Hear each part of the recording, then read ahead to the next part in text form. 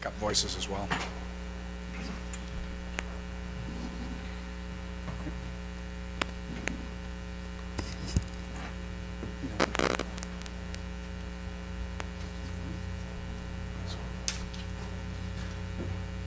So good morning, everybody. Monday, May 7th, 8:30 a.m., and we're going to call our regular meeting of City Council to order. I hope everybody had a great week and weekend. Some of us were gone to the NCLGA training conference, and glad to be back to beautiful sunny Dawson Creek, where it was raining and snowing in 100 Mile House. Not so good for the golf game. So we're going to go to new councillor business. We have under 2.1, we have a memo from Councillor Malkinson. Councillor. Good morning, Your Worship. I have submitted here a recommendation that Council begin the process to review its procedure bylaw, and I have 6 recommendations that I would like Council to adopt by reviewing its procedure bylaw. And I'd like these to be divided so that we could vote on each one separately if you think that's necessary or not. I'm not sure what you think, but I move that Council adopt my recommendations separately. Vote on each one. To go through each one separately. Yes. So this could take a while, but Councillor Kenny, are you seconding that? I'll second it. Okay, so the motion is to go through all 6 of these one by one. Yes, please. If you think that's well, it's up to Council. That's what motion you put on the floor, and it was seconded. So we'll vote on that first. So. All those in favor of that? Those opposed? Okay. And it's defeated. So, Councillor McFadden, sorry, you have a question? Well, it just occurs to me that this, I think, would be part and parcel of the what Councillor Parslow wants to do in June. I think you had a procedure review you wanted to do, and I like, there's nothing wrong with his ideas, but I think it should be part and parcel of a total overall review. Yeah, the difference is that those are policies. This is a bylaw. I believe what Ms. Henderson was going to say, right? Okay. Okay. I guess, I mean, I put it back to the floor if there's any further motions, but I guess my question is why? Why? I think it's important to have a, oh, I may speak if... Sure. Councillor Malkinson will follow the procedure bylaw. You can speak. I think it's necessary because it's important to have a stable set of rules that we can fall back on. It's important for having a, I don't know, a nice environment where the only factor on top is the business at hand. I think it's, I don't know, I'm not saying that there's any bad intentions on the council currently, but could be a problem in the future, and council's a continuing body, so. Okay. Well, it's never been a problem in the past either, but Councillor Kenny. I think there were some good points that Councillor Malkinson made. And I don't know if this is where we should review each one of those. It's not, but okay. You know, because there's a lengthy process there. You know, like I wasn't aware that we're using Robert's rules from 10 years ago. You know, that's a good point. So I wouldn't want to negate any Councillor Malkinson's suggestions. I just like to. I just don't think that at this point in time. That we should be reviewing each one individually. Sure. So we need a motion on the floor if we're going to discuss this further. Councillor Schumann? So I think that we could, or I would make a motion that we actually, when we do our policy review, that we just review this bylaw as well. When we get to that, would that be appropriate? Councillor Parslow, okay. So there's a motion on the floor, so any discussion on that motion? All those in favor then? Anyone opposed? And it's carried. So when we do our policy review, we'll just look at this. Even though it's technically not a policy, it's a bylaw, but we'll see what happens at that time. Anything else under councillor business? There's nothing else listed. Councillor McFadden. Just a couple of things, Your Worship. Saturday was the annual city cleanup, and it was just a great success. There wasn't quite as many people there as there has been in years gone by, but they did a great job, and the town or the city looks much better for it. Just briefly, I also had occasion to attend a Spicker's open house. They have done quite a bit of renovations to their facility behind us here, and it's really looking great, and there was just a really nice crowd there. Also, while you were away, Your Worship, 2 of the senior executives from Northwest Air were in town, and I met with them. Thank you. They have, they're looking at coming up here, of course, on the 14th. They did have a couple of issues that they wanted to discuss, but they are almost business issues that they would like to keep somewhat confidential for the time being. So perhaps I'll report under the closed on that very briefly to you. Does that make sense? It does, as provided it would meet the closed conditions, provided it was contractual issues or confidential issues from them. That's correct, I yes. assume, if Yes, it they've was, asked yeah. for that. Okay, Councillor Parslow? Yes, for information of council, May the 15th and 17th in the evening and in these chambers, I'm going to be facilitating the Mile Zero Park Society in some long-term planning. And on May the 16th at the ski hill, the Friends of Rotary Lake have asked me to lead them in that. So that is positive work. I think that will help everyone. Just a reminder that of the Peace Liard Arts Festival. We're good to have some representation from council at the opening reception on Friday, May the 18th at the Dawson Creek Art Gallery. From 7 o'clock to 9 o'clock is the reception. There's over 200 pieces of art have been submitted to that show, so it'll be a very large show, and it will be juried by the 2 artists associated with the Grand Prairie Art Gallery. Friday the 18th, and there will be workshops held on the afternoon of the 19th and the 20th.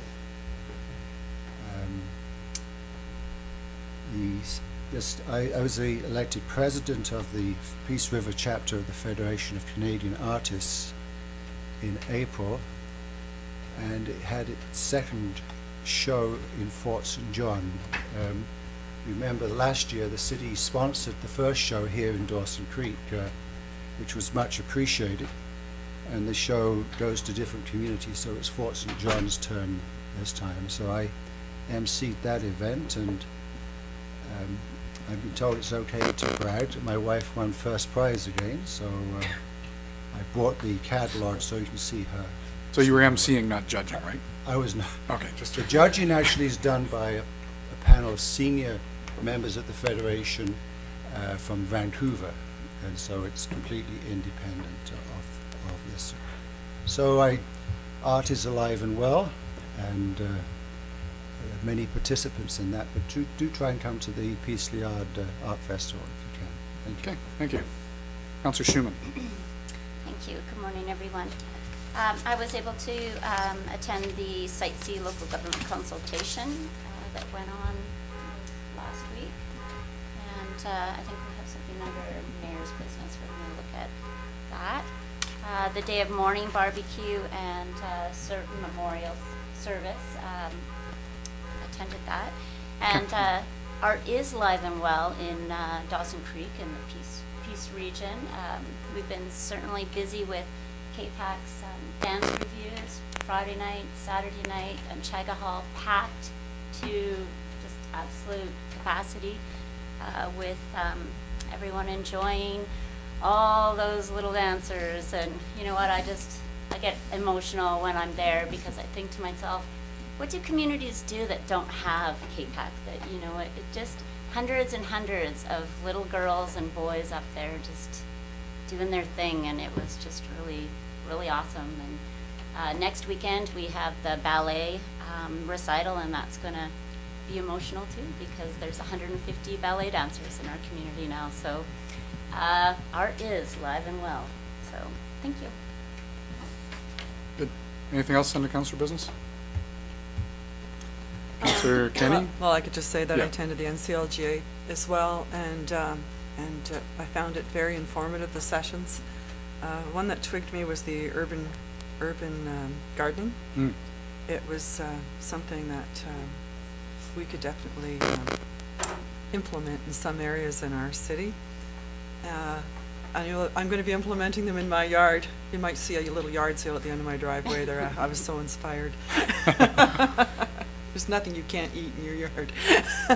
But it was excellent. And also, I just wanted to say that there is a AGM, Bear Mountain Nordic Ski Club AGM at the Etc.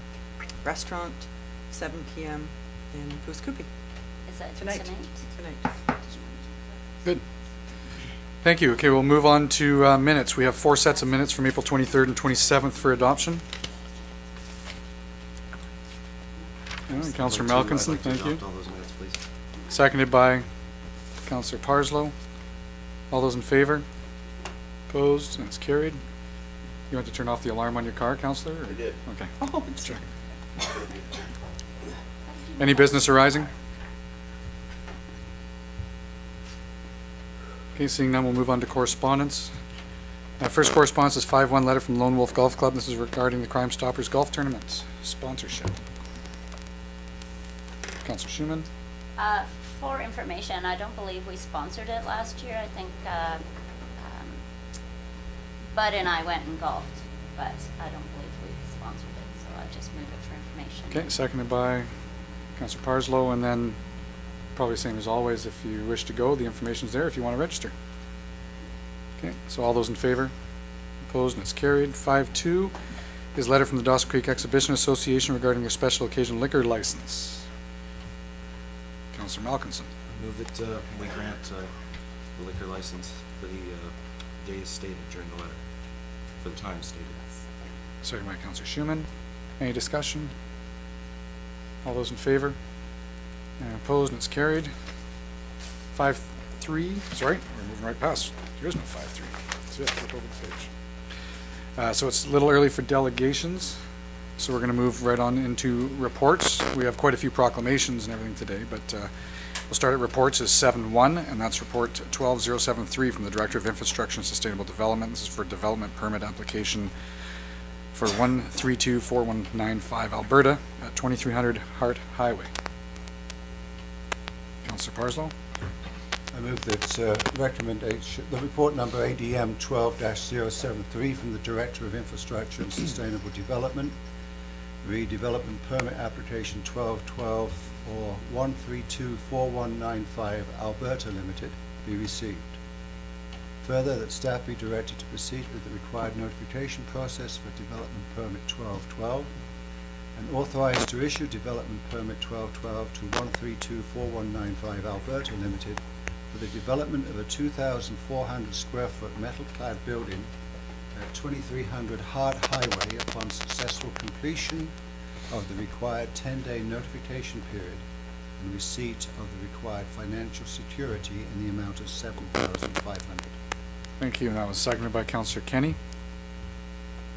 And any discussion? Okay, all those in favor? And opposed, and it's carried. 7-2 is 12078 from the Director of Infrastructure and Sustainable Development regarding a development variance permit for 401 Highway 2. Councillor Kenny. I move the recommendation that report number ADM 12078 from the Director of Infrastructure and Sustainable Development regarding the development variance permit number 1202 for UFA Cooperative Limited at 401 Highway 2 be received, and further that council approve issuance of development variance permit number 12402 that allows for relaxation of the front setback to 0 meters. Thanks. Seconded by Councillor Schumann. Any discussion? So all those in favor? Opposed? And it's carried. 7-3 is report 12079 from the Director of Infrastructure and Sustainable Development. This is for development variance permit application for Hart Modular Homes at 720 105th Avenue. Councillor Schumann. I'd move the recommendation number, or report ADM 12079 from the Director of Infrastructure and Sustainable Development regarding the development variance permit application at 720 105th Avenue for Hart Modular Homes be received, and further that staff be directed to proceed with the required notification process for the development variance permit 1203. Seconded by Councillor McFadden. Any questions? All those in favor? Opposed, and it's carried. 7.4 is report 12077 from the Director of Infrastructure and Sustainable Development. This is for strata conversion of the existing Willowbrook townhomes. Councillor Parslow.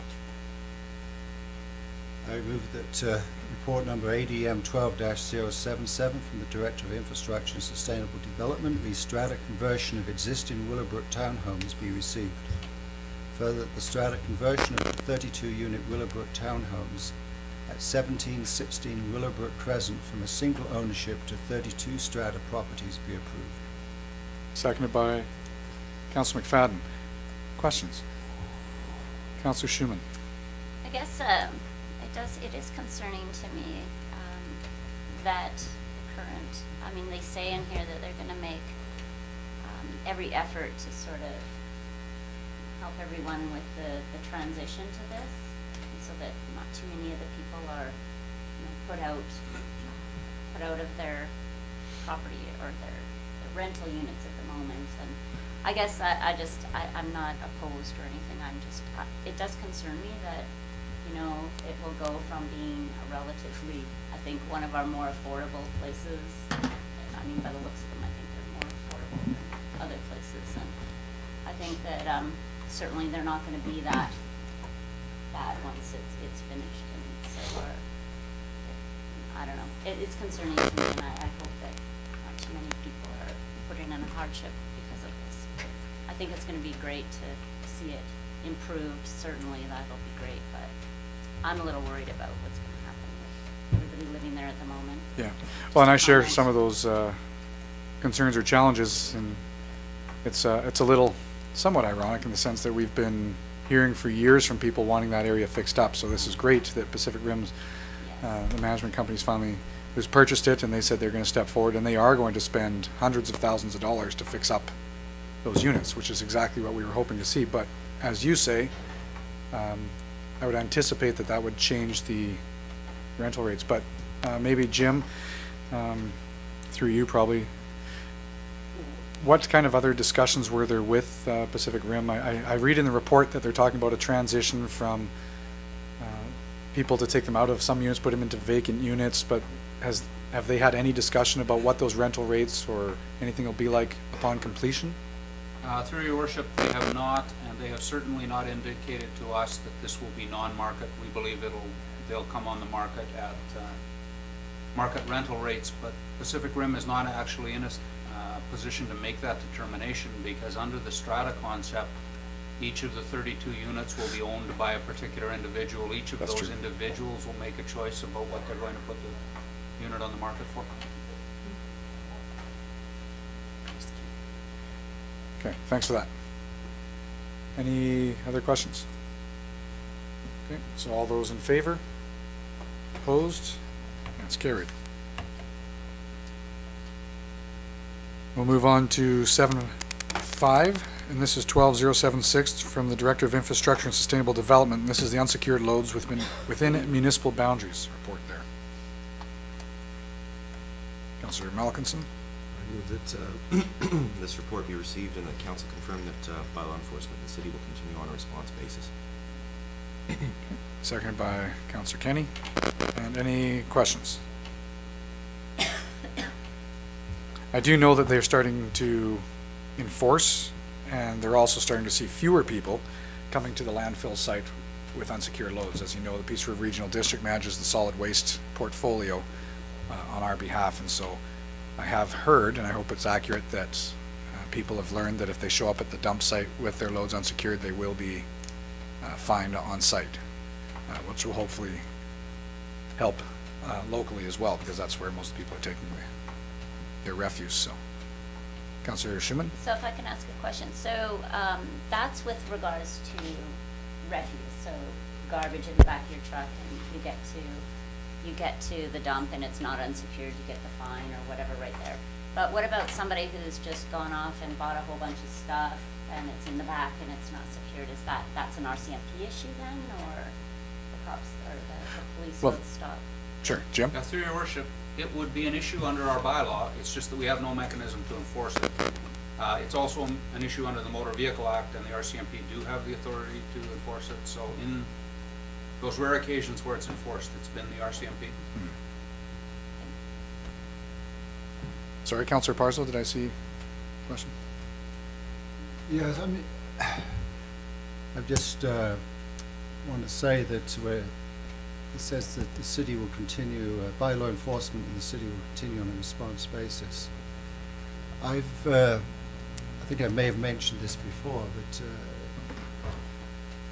a surprising number of people have spoken to me about this, not as it relates to unsecured loads, but as it relates to unsightly property.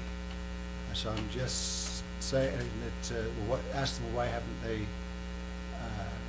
put in a complaint, and they talk about neighbor relations and that, and they feel the city should be proactive about that many people have cited how have done that, and some of them have done it in the past, or they've spoken to the neighbor and it's been something that's generated a lot of personal discomfort. So I'm not speaking against this, I'm just saying that if we think everything's hunky-dory with the response basis only, whilst I'm not speaking against it, I'm just saying that quite a few people think it should be maybe more proactive. And I'm not talking about unsecure loads here, I'm talking about unsightly property. Okay. Councillor Kenny? There was a situation in my neighborhood where apparently there was an unsightly backyard. But what had happened was the bylaw officer gave people notice around that unsightly area to other neighbors. And I think what it was was so that wouldn't happen, one wouldn't be targeted. Because I had a neighbor come over to me and ask me if I complained about them, and I went, no. I didn't know what he was talking about, eh? And then, as it turned out, it was one place nearby that was unsightly, or there was something, debris and stuff spilling into the laneway, and so a few people were notified. So Does happen. Let's we should stay on track, please, with the recommendation, which was the insecure loads. But Councillor McFadden. No, I was off topic here. Okay.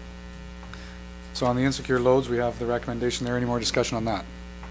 Councillor Schumann. I think just the more we can get it out to the public that our bylaw is complaint driven, and I mean that's what I say to people. If they come to me and they're complaining about a certain thing, I always just say, well, that's something you've got to call in and complain about, because that's how it happens. And so I guess talking about it here in council gets it on Channel 10 and maybe in the news. So we'll call the question on that then. So all those in favor? Opposed? It's carried. Where did I throw the end of my microphone? It went down by your right side there. Your worship. Just as a Councillor. sidebar, if I point of order, or whatever Councillor Malcolmson says it is, I think Councillor Parslow has a very good point. I just spent Saturday with the cleanup driving up and down most of the streets and alleys in the north part of town, and I saw a few premises that could use a visit from Gladys about their unsightly premise. So, Sure. So I understand that it's complaint driven, but maybe they could be a little bit more proactive in the spring and summer a little bit. Well, Sorry, thank you. Yeah, and that's not a point of order, just so you know. I didn't say it was. So we'll move on to 7.6. 7.6 is Report 12081 from the Director of Infrastructure and Sustainable Development. This is a private fire hydrant maintenance. Councillor Kenny. I'll move the recommendation that the report number ADM 12081 from the Director of Infrastructure and Sustainable Development regarding the private fire hydrant maintenance be received, and that further, Council confirm that the city not undertake the maintenance of private fire hydrants in private developments. Further, that Council direct staff to draft a policy regarding private fire hydrant maintenance for Council approval. Seconded by Councillor Schumann. Any discussion on that? Questions? Councillor Malkinson. Your worship, if I remember correctly, this is the only complaint that we received about private fire hydrants maintenance in the city. Is that right? I'm unsure. Jim? Through your worship, yes, and I wouldn't exactly characterize it as a complaint. The Strata Council approached us asking for two items. One was to sweep the boulevard of grass in front of Chapel Hill, outside the gated area, which was in keeping with your current policy, because your current policy says seniors can have that work done by calling in. Chapel Hills is a seniors only development, hence they qualify. And the other was asking if we would take over maintaining their private hydrants as a cost-saving measure for them. Basically because they're currently contracting with a firm from Grand Prairie and it's costing them money to do so. We have on record several instances where council has considered and rejected this because there are private hydrants not only in Chapel Hills but at, for instance, at the mall. However, we had no policy, so we assumed you would reject it again, but best would be to have a policy that simply defines those terms. Also, at one time, we competed against the private sector. You could hire us rather than a private individual. You'd still pay for it, but we would do it. Council discontinued that practice a while ago as well, so that should be covered in the policy. Exactly. Thank you. Councillor McFadden? I would think that the city would have some responsibility for maintaining all hydrants, notwithstanding that it's on, I mean, it would be a tragedy if they called for the fire equipment and down the boys went and there was no water in the hydrant. It would be,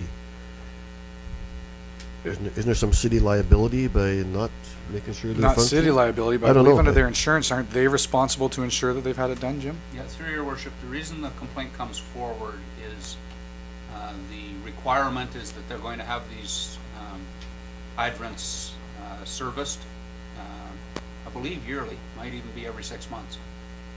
So they, the exact reason they're coming forward is that other commitments they have made with their insurance companies require this work. Okay, so thank you. Any other discussion? Okay, so all those in favor? Anyone opposed? It's carried. 7.7 is report 12080 from the Chief Financial Officer, and this is regarding 2011 draft financial statements and reserve transfer schedule.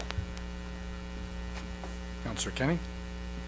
I'll move the recommendation that report number ADM 12080 from the Chief Financial Officer regarding 2011 draft financial statements and reserve transfer schedule be received, and further that council receive and approve the 2011 draft financial statements and the 2011 reserve transfer schedule as presented. Okay, is that seconded? Councillor Malkinson? Any questions? Charlie?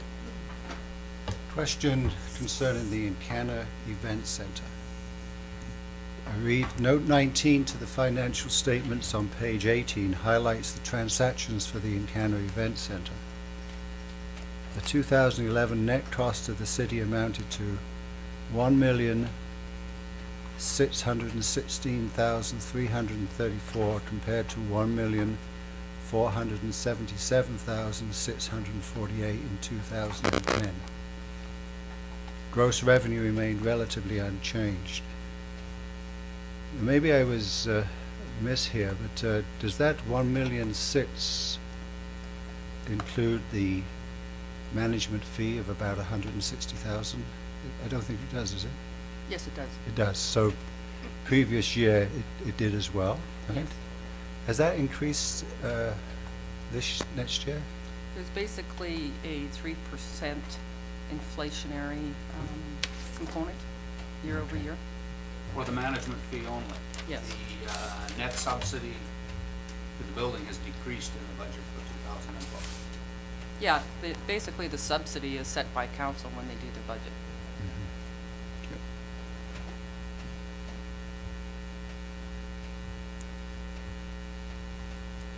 Okay, Councillor Parzell? or- Yep. Thank Okay, you. sorry. Sorry. I was waiting just to see if you were contemplating another. Well, I appreciate the delicate way you handle these things. Let me think a while. But Any other questions then? Okay, so all those in favor? Opposed? It's carried. On that, it is 9 o'clock.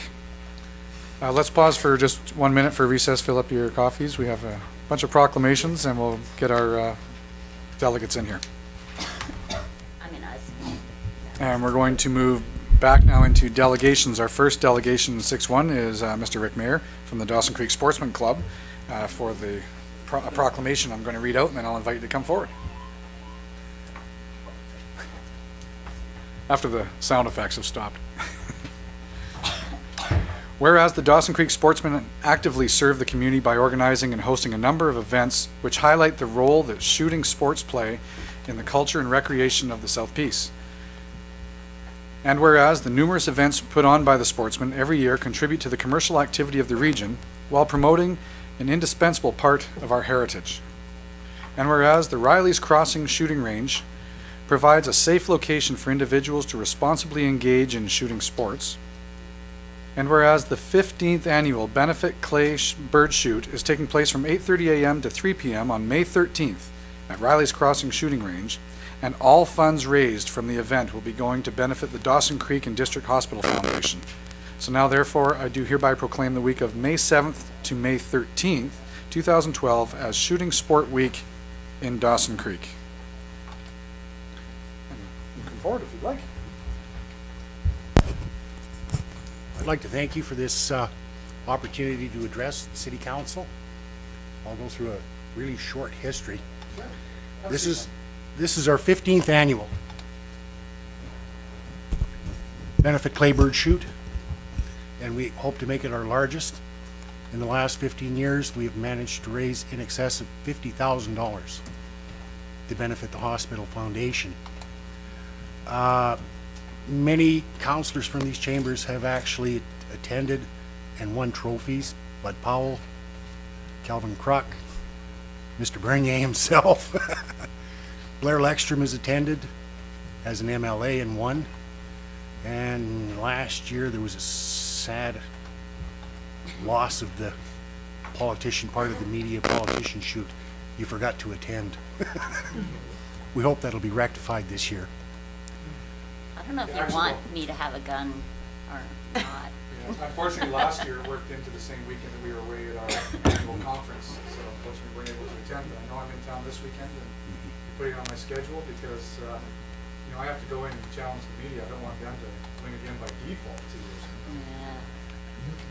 I don't know. But you know, I want to say thank you. I went out. I wasn't there last year, but the year before, and for a couple of years. I think it was an amazing event. I was actually quite surprised the turnout, the amount of people that come, the amount of fun everybody has, the respect that people have out there. More importantly, the amount of money that's raised for the Hospital Foundation. Everybody's quite engaged in that. So we encourage everybody to come out again. I know you have a lot of gun enthusiasts that will be out there, and they look forward to this day as well. I know that it's a fundraiser. Yeah, I'm pretty sure there were people traveling from all over as well. I was there. Actually, yes. Last year we had people from all over British Columbia, as far south as Coston, as far north as Fort Nelson. We have a gentleman that regularly comes out now. It'll be his 5th year from Winnipeg. Wow. We have 2 outfitters that have brought people in from, well, as far away as Albania, Europe, some Americans. Although it's not a well advertised at the best of times event, it is well attended. And we are a going concern. So it says from 8:30 to 3 p.m. So if somebody was wanting to come out, and do you have to show up at 8:30, or does this shoot thing happen a little later, or is there a specific time when we're challenging the press? Well, generally we run what we call juniors first. That would be the little people from 8 to about 16, 18 years of age, followed right after that at about 9 o'clock, 9:30 by the median politicians. Oh, okay. So it's right at the And morning. it goes by age, not ability, sorry. So you're saying I can't shoot with the kids then. There are prizes for first-time shooters, Oh, is there? It is a lot of fun. and Mr. Bernier has won a trophy. Kind of scared And though. you know what, I must confess, I don't hunt, I don't own a rifle, I don't own any firearms. That was probably the first time I've ever shot a gun, and, no, it's natural, but now I have to go to Coeur d'Alene and maybe get more involved. I'll put it on my calendar. Any more questions? Okay, well, thanks, gentlemen, for coming in. Thank you very much. I'll, here's proclamations, so you can take it with you this weekend. I look forward to seeing you this weekend, man. Thanks a lot. Thank you very much. I really don't know if they want me to have a gun in my hand. Whoops. Whoops. I just shot the mayor. Oh, no. By-election. So we'll now move into 6-2. We have Ms. Lorraine Lawrence and a delegation from the Sons of Norway in attendance for a proclamation. And they're just coming in. Mel's rounding them up.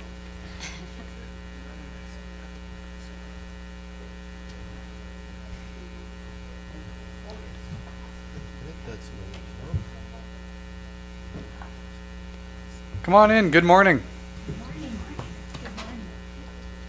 Everyone's dressed in the colors. I love it. So I have a proclamation that I'll just quickly read out, and then I'll invite you to come forward. So whereas Norwegian Constitution Day is the National Day of Norway and is an official national holiday observed on May 17th each year. And whereas among Norwegians, the day is referred to simply as Sitten May or Satan May, both meaning May 17th. And whereas this is a day on which celebrations mark the signing of the Norwegian Constitution of Edisvold, and whereas on May 17th, 2012, Norwegian Canadians will express their appreciation and pride for their heritage through the observance of Norway's Constitution Day. Now therefore I do hereby proclaim May 17th, 2012 to be Norwegian Constitution Day here in Dawson Creek. Hey. Go ahead, Shirley. Follow. You can come right up here, Shirley, that way we can get you on the cameras. Go ahead, Shirley, lead the way. Don't be afraid. We'll leave our person behind. My kids are trying to come closer. Thanks for coming in. Thanks again. You know what?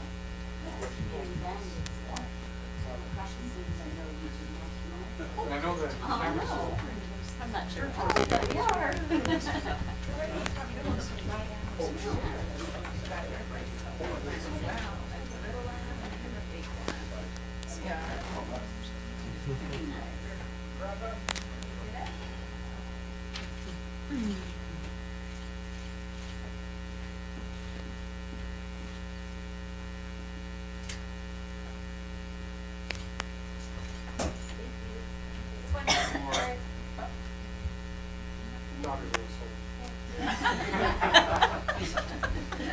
Like I said, I'll give you a few minutes if you want to maybe give us an update of how things are going, what you have planned. Go ahead. The 17th of May is Norwegian Constitution Day and is a legal holiday in Norway. The declaration was signed May 17th, 1814. So in 2 years, hopefully we'll have a really big day.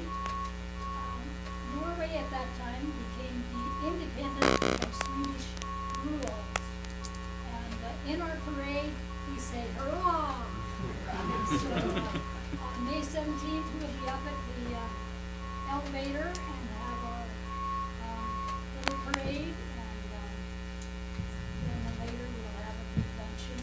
And so we'll try to celebrate as good as they do in Norway, but it'll never be as good as Norway. Because they make it big with their usual costumes, and it's a pretty big event in Norway. So we try to carry on and do the best we can with a small launch here. By by the picture you showed me, there was a really good turnout last year. Yep, so we do have a nice picture from last year. This was our first year with the parade, and I really hope we can continue. I see that picture. Thank you. No, no. Well, I have this, the mission of the Sons of Norway is to promote and preserve the heritage and culture of Norway, to celebrate our relationship with other Nordic countries, and provide quality insurance and environmental products to its members. And we are learning in our anthem. The Kiwanis band is learning the Norwegian national anthem too. Yes, and we usually sing it at each one of our meetings.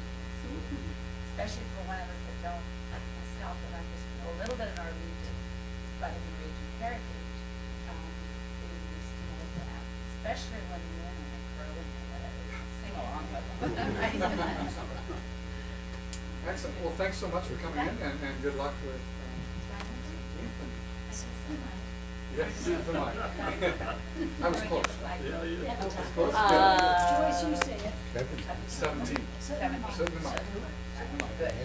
Thank you so much. Yeah. Okay, thanks.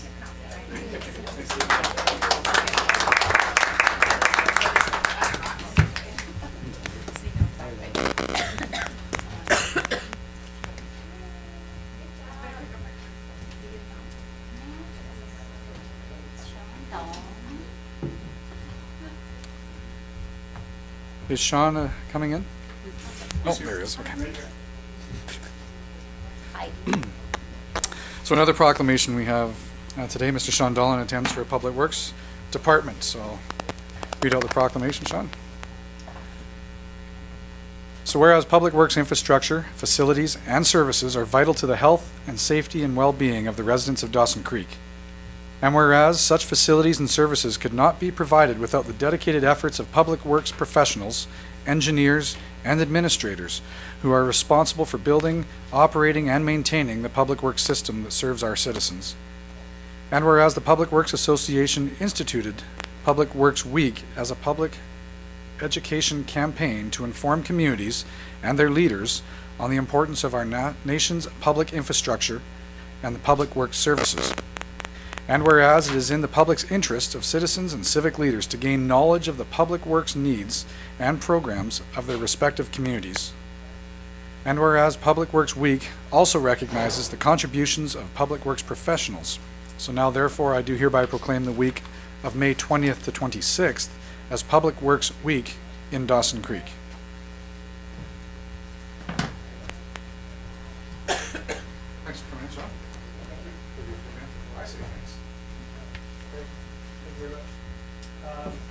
Take a quick opportunity to say thank you to all the employees in the Public Works Department, City of Dawson Creek, that do ensure the health, wellness, and safety of the residents. Thank you very much. Thanks. Do you have questions from council? Comments? I know it's that time of year we've been kind of lucky with the weather. I saw everybody out this morning filling tracks, filling potholes, getting ready to paint lines. So it's definitely the spring is busy for the Public Works Department. So kind of as we said last week with the National Day of Mourning, it's something we want to make sure obviously everybody comes to work and a safe day at work. And so please pass that on to all our employees, but at the same time, we really appreciate all the efforts. And, as the proclamation says, it's really important from a council perspective and from the community to recognize really what Public Works Department does for our community. So thanks very much. Please pass that on. Great.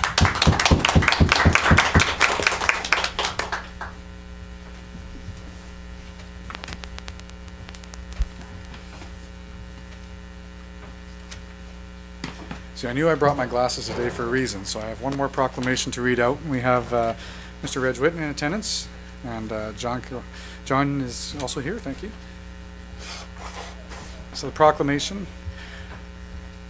Whereas human health is dependent upon an abundant supply of pure, clean drinking water, and whereas safety, quality, and abundance of water can only be safeguarded by sound environmental protection, appropriate treatment, and properly maintained distribution systems.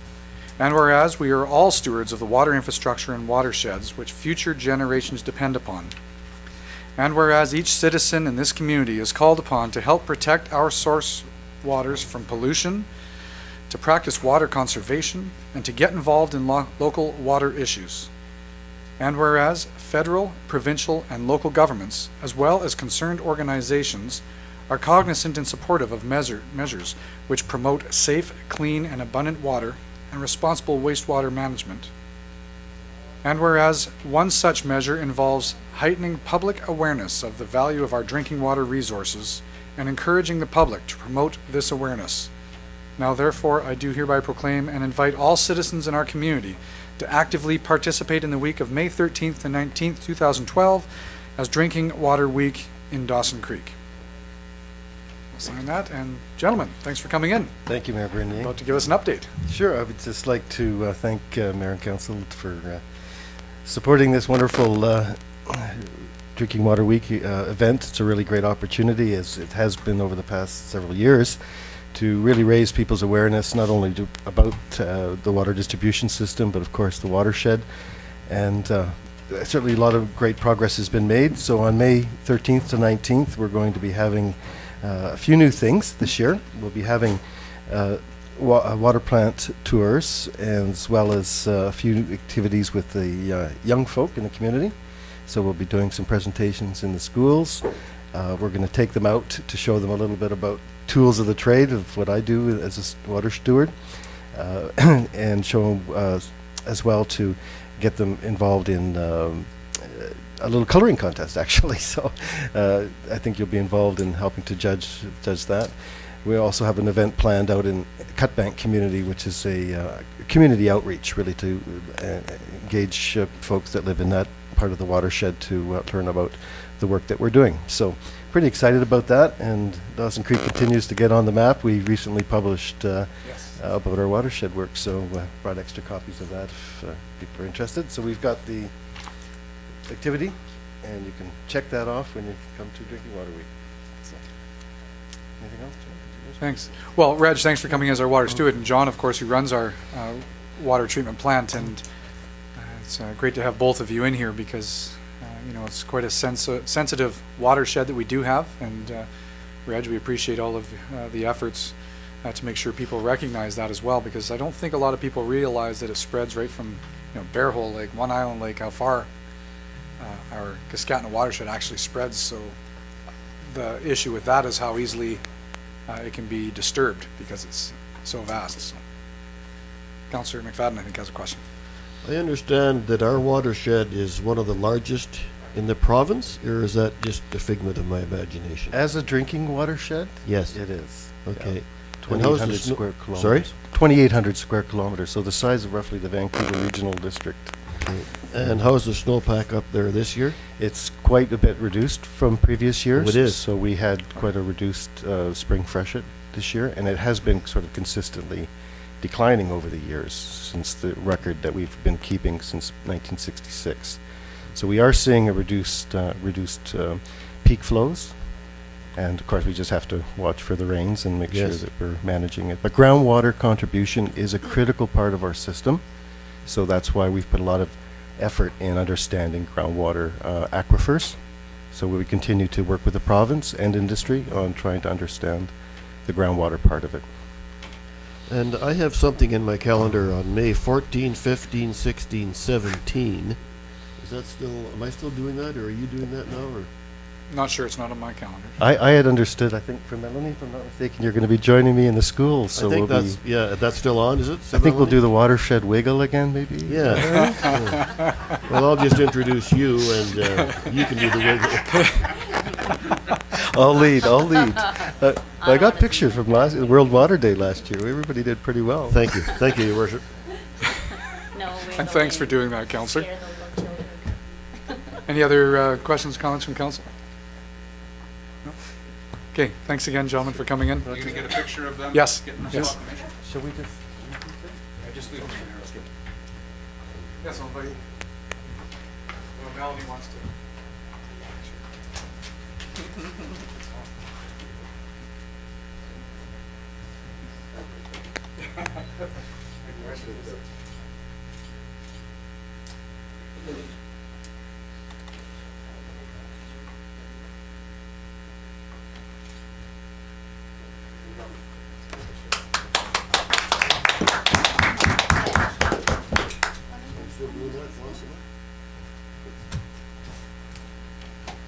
best of my knowledge anyway. Oh, I'm in Vancouver next week, that's why. Yeah, I'm trying to think of that. So we'll move on to 6.5. It's our pleasure. We have Mr. Todd Dupuis, Senior Regional Manager from BC Transit in attendance. Thanks again, Todd, for coming up. And I know it was short notice that the decision was to come here and address councils. I'll maybe let you start off first, but thanks again. Thank you, Your Worship, councillors, staff, and guests. The reason for my visit is in response to a letter sent by the City of Dawson Creek to BC Transit over concerns of the location of the bus stop at the multiplex in front of the Kunborak pool. Previous to the service change, which was implemented February 6th of last year, we looked at changing the location based on a number of factors. The most important of which was safety. The bus going into that parking lot was causing issues for the drivers, and that they were concerned about contacting pedestrians. The flow, as you can imagine, of people in and out of the pool, especially young children, as they're getting either dropped off or picked up at the front entrance to go in and out of the center, meant that the drivers also had to deal with not only the vehicles, which invariably block the entrance of the pool, but also the young patrons as they came in and out looking for their mom and their dad, not being aware that maybe a bus was either arriving or departing as they were doing so. And the concern with the operator was that there was just invariably, inevitably going to be a contact with the pedestrian at some point in the future. So the recommendation that was made implicitly in the service review from last year was to relocate that stop onto a 4th and then have a sidewalk constructed around the building and then a bus shelter put into place. Of course, BC Transit has a very good program to partner with the city to pay for half the cost of the bus shelter, which then would give protection from the elements.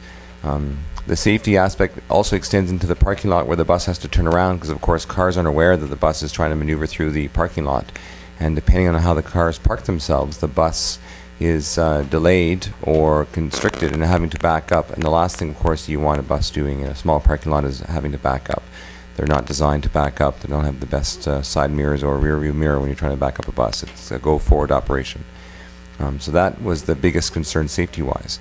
Operationally, of course, there's the timing issue. The schedule is tightly timed to meet all the timing requirements throughout the south side route. The next stop in the route is, of course, at the Walmart, and there isn't enough time in the schedule to make the Walmart timing, and therefore the connection that follows on from that at the Co-op Mall for the bus. So currently, if we were to change the stop location back to where it used to be, without picking up any passengers, we would add at least 2 minutes. Now that would be delayed even further, depending on how long it took passengers to get on the bus, cars, pedestrians, that sort of thing, Your Worship. So that it would compound itself as the bus went through, and therefore the bus would be late for its current timing. So it's not just a matter of switching the stop location and everyone's happy. And unfortunately, because of the way the bus is scheduled, we'd have to change the entire timing for that route on the south side. Now, of course, the south side route links into north side and central routes at the Co-op Mall. So operationally, we'd also have to look at where those times would be affected and have to reschedule the follow-on effects of that route change.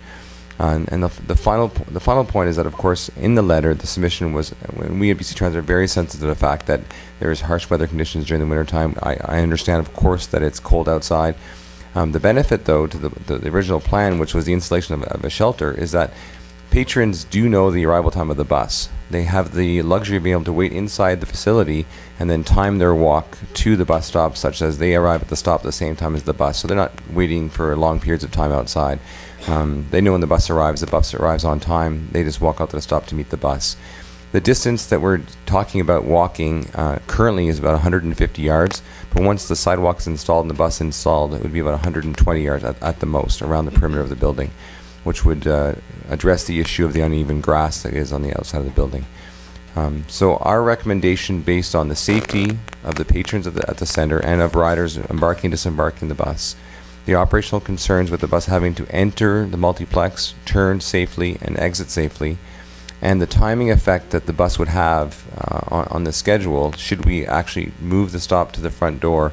For those reasons, it is our recommendation, Your Worship, that the stop not be relocated and that BC Transit partner with the City of Dawson Creek to install a bus stop at the proposed location. Thanks a lot, Todd. And I know we'll open up the floor, but I just want to thank you and your organization too. I know last year you spent a lot of time with the service reviews, coming up here a few times, meeting at the co-op, meeting at the seniors hall, and talking with seniors, and basically in the riders in the community. And we've made some of the changes. I can honestly tell you in the last couple of months since those new changes have come in, and I hope it's accurate, but I have not had any issues or complaints addressed to me. In fact, compliments now with the new system that we have downtown, and to your point, the way everything's timed so the buses all meet together so people aren't waiting, they can transfer easily. It's been very successful from what I've heard so far, so really want to thank you for that. Councillor Schumann. Yeah, I want to thank you for meeting us at our NCLGA convention, also making time to sit down with us and explain all of these things.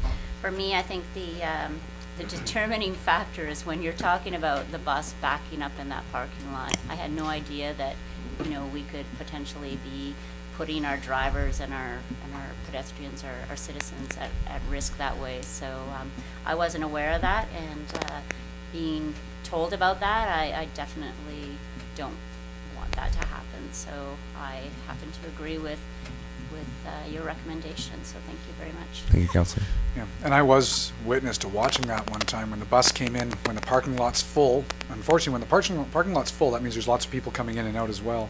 And I watched the bus go down to the end and try to make that turn, and it couldn't because the parking lot was full. And so watching a bus trying to do a 3-point turn in a parking like that, small parking lot at the back like that was quite scary to watch, actually. It is, and in transit planning, one of the things we always recommend against, unless the parking lot is designed with transit in mind, and therefore the new construction with a larger installation where they have a priority lane, turnaround point, a safe bus stop to enter and exit. In this particular case, because it was sort of retrofitted with a bus stop, Your Worship, you're very right that it can be pretty scary sometimes for the bus driver who's really trying to do a good job, remain on schedule, but at the same time be cognizant of all the dangers around him. That's right. And to the point about Chance's right next door, that has a perfectly designed turnabout at the end of it, which helps the flow, I guess, for the buses, right? That's correct, Your Worship, and because there is no walkway at all from the main road all the way to the front entrance, and because their entrance was designed to accommodate a larger vehicle coming in and out of the front entrance, there is no time savings to be had by cutting that off, for example, and adding that to multiplex route. It wouldn't be enough time. We're talking, 30, 40 seconds, but to go in and loop out. Ridership to the casino is about 6 per day. And ridership to the multiplex is about 5 per day. So the same about number of patrons. It used to be about 9 per day to the casino, but we went to an hourly schedule with other changes, so it's about 6 per day now. Is that 6 per day or 6 per hour? Or Per day. Per day, wow. Councillor McFadden. Well, Your Worship, this whole kerfuffle was my idea, and I still like it moved. It just seems to me that with the vast resources available at transit and in public works, that certainly we can figure out some way to turn a bus around in a parking lot. And I have 2 minutes, fix it on the schedule. It's not the end of the world. But I, however, though, will be happy to support the decision that council makes. Although I don't agree with some of my colleagues. Yeah, I believe what I heard though from Mr. Dupuis was not just the safety aspect, but it might sound in our world, maybe 2 minutes. I mean, in a bureaucratic world, that it takes 2 months to make a decision. And 2 minutes can make a big difference for a bus schedule. And you would have to, sorry, Jim. Well, I wasn't going to go there, Your Worship. 2 minutes would change the entire schedule. Jim, you wanted to? Thank you for the gratuitous shot at Your Worship. I was stalling while you regardless of which way council decides, if you accept Mr. Dupuis' recommendation, then there's an extra step you need to take, which is to authorize the construction of the sidewalk and the bus stop. The sidewalk, funds for the sidewalk exist in a reserve fund, well, not in a reserve, but within the transit reserve, so it can be funded out of our transit envelope. The bus stop will be partnered with transit, so there would be sufficient funds there. If you don't accept Mr. Dupuis' recommendation, then the next step would be to ask transit to bring a route planner up and look at these issues that Councillor McFadden is talking about. Mr. Dupuis might be able to speak to how long it would take to do that, but I can't speak to that. I just know that that would be the first step, and then a new set of recommendations would come to you regarding whatever those outcomes were. In the meantime, nothing would change. So the current situation is going to be maintained until either we have a sidewalk and a bus stop, or we have a new route. And the sidewalk and bus stop, if council authorized those, construction of those would start as soon as the concrete sidewalks are covered under our master agreement with BGS, and so it would depend on when their curbing and contract crews were available to do that work. And I don't know, we haven't asked, I don't know when the answer to that is, but often they work in the late spring, early summer. That seems to me about the earliest that we could provide that sidewalk. And Todd, if I can ask, so when we do a service review, we have routes changed. First of all, it takes quite a long time, because I'm assuming you'd want to go back and do another set of service review, on the service review, town hall meetings again, to let everybody know what's going to be changing again. Who pays for all that, and who pays for, we just spent, I'm assuming, thousands and who knows how much doing all of this and printing up all the material and getting everything ready.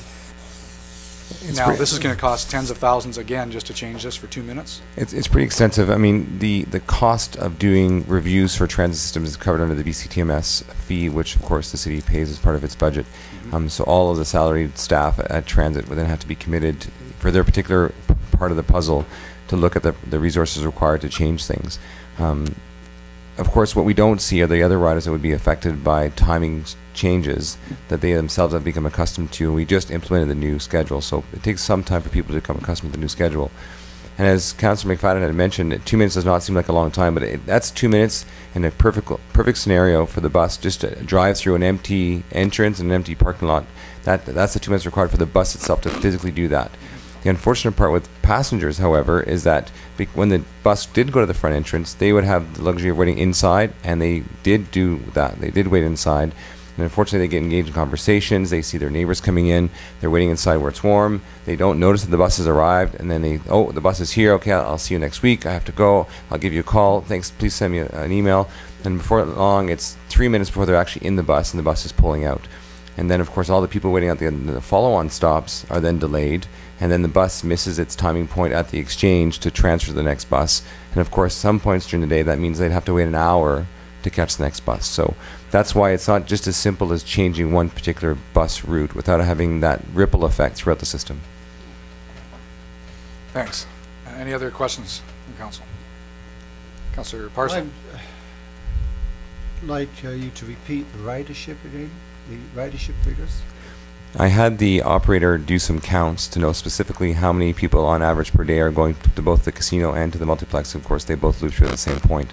And it used to be about 9 per day to the casino. Before the implementation, it's gone up to about 6. This is just counts on the bus. I don't have, unfortunately, an automatic counter on the bus to tell you exactly. And to the multiplex is about 5 people per day. So they're right around the same amount of ridership. It's not like there are hundreds of people on the bus going to the multiplex. So the cost associated with changing your parking lot to make a safe entrance and exit for the bus would, on a per rider basis, be significant. I mean, we at Transit, we understand. We wish that every bus could take people exactly where they wanted to go. But unfortunately, we're not trying to replicate a car. We're just trying to give a good public service to make sure that riders of all stripes can get and reach their destination safely. We have a saying at Transit, every bus ride starts and ends with a walk. And so that is understood that 120-yard walk, or thereabouts, is not that long to get to the bus stop. Yeah. Councillor Parso, I'm just want to finish? trying to envisage myself as a 75-year-old, 80-year-old person who relies on the swimming pool as my main source of exercise. Our numbers of seniors are increasing, and what we're saying is, well, you can walk 120 yards along a pathway in the winter, with the face into the wind. It's minus 30 plus wind chill. I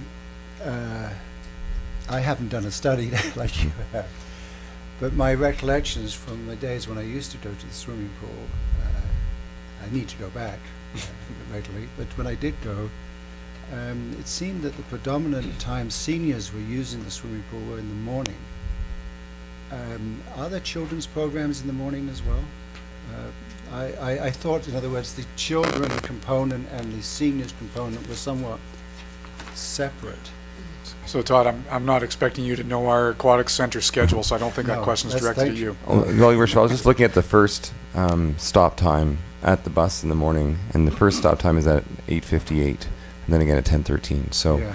I So do know I- that the early bird swimmers that come in at 6 a.m. or 6:30. I used to be a triathlete, so I understand the early morning swim times. I always saw the seniors group swimming.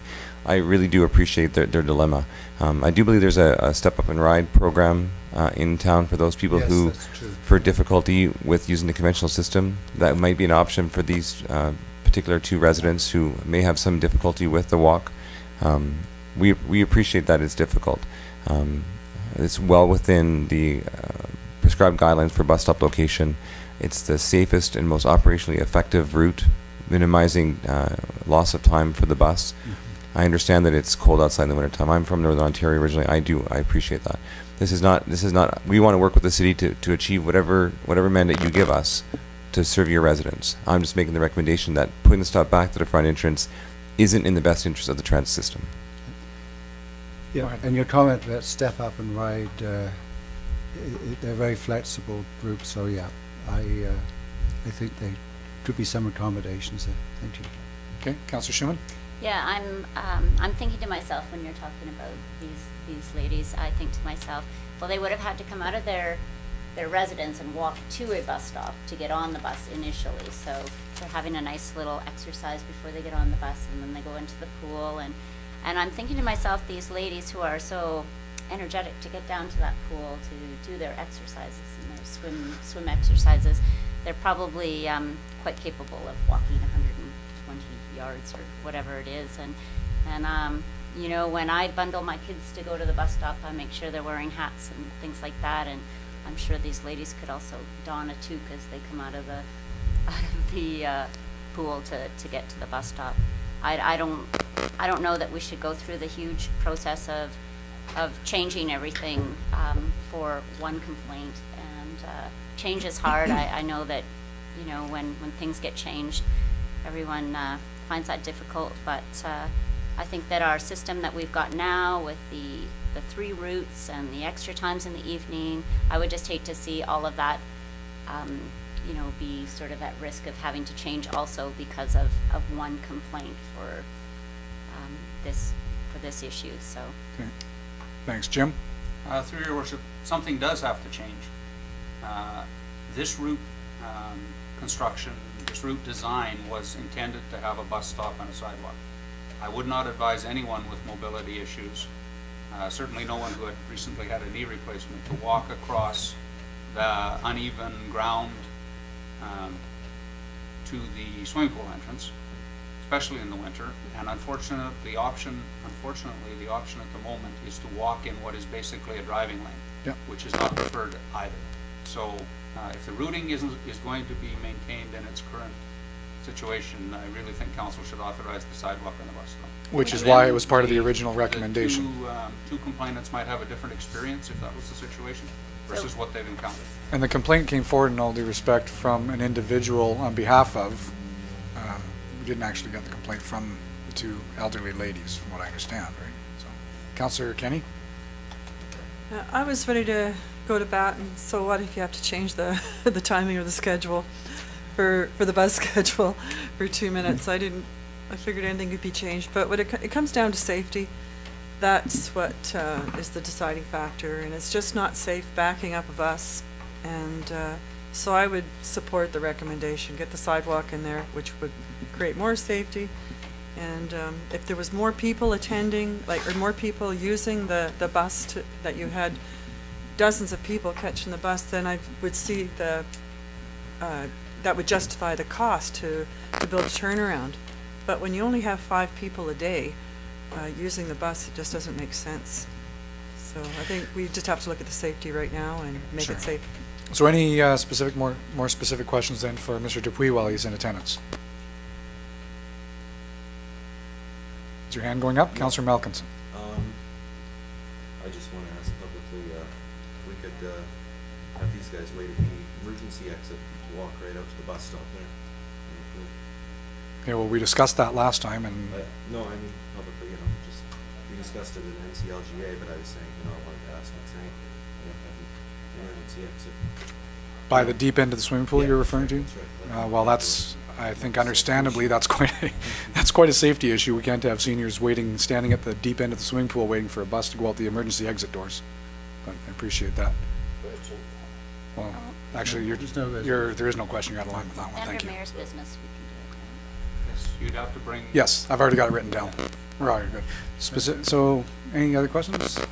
Okay, well, Todd, I really appreciate, I know how busy your schedule is, fitting 2 minutes in to come up and speak with us. And, My pleasure, Your Worship. Yeah, and again, as Councillor Schumann said, it was great to see you and your colleagues last week at the NCLGA, talking with everybody, and I know the BC Transit is doing a great job of trying to reach out more to the communities in which they operate, and I know you've done a heck of a good job with us over the last couple of years making sure that happens, and I really appreciate your time. We thank you, councillors. Thank you. Okay. Thanks.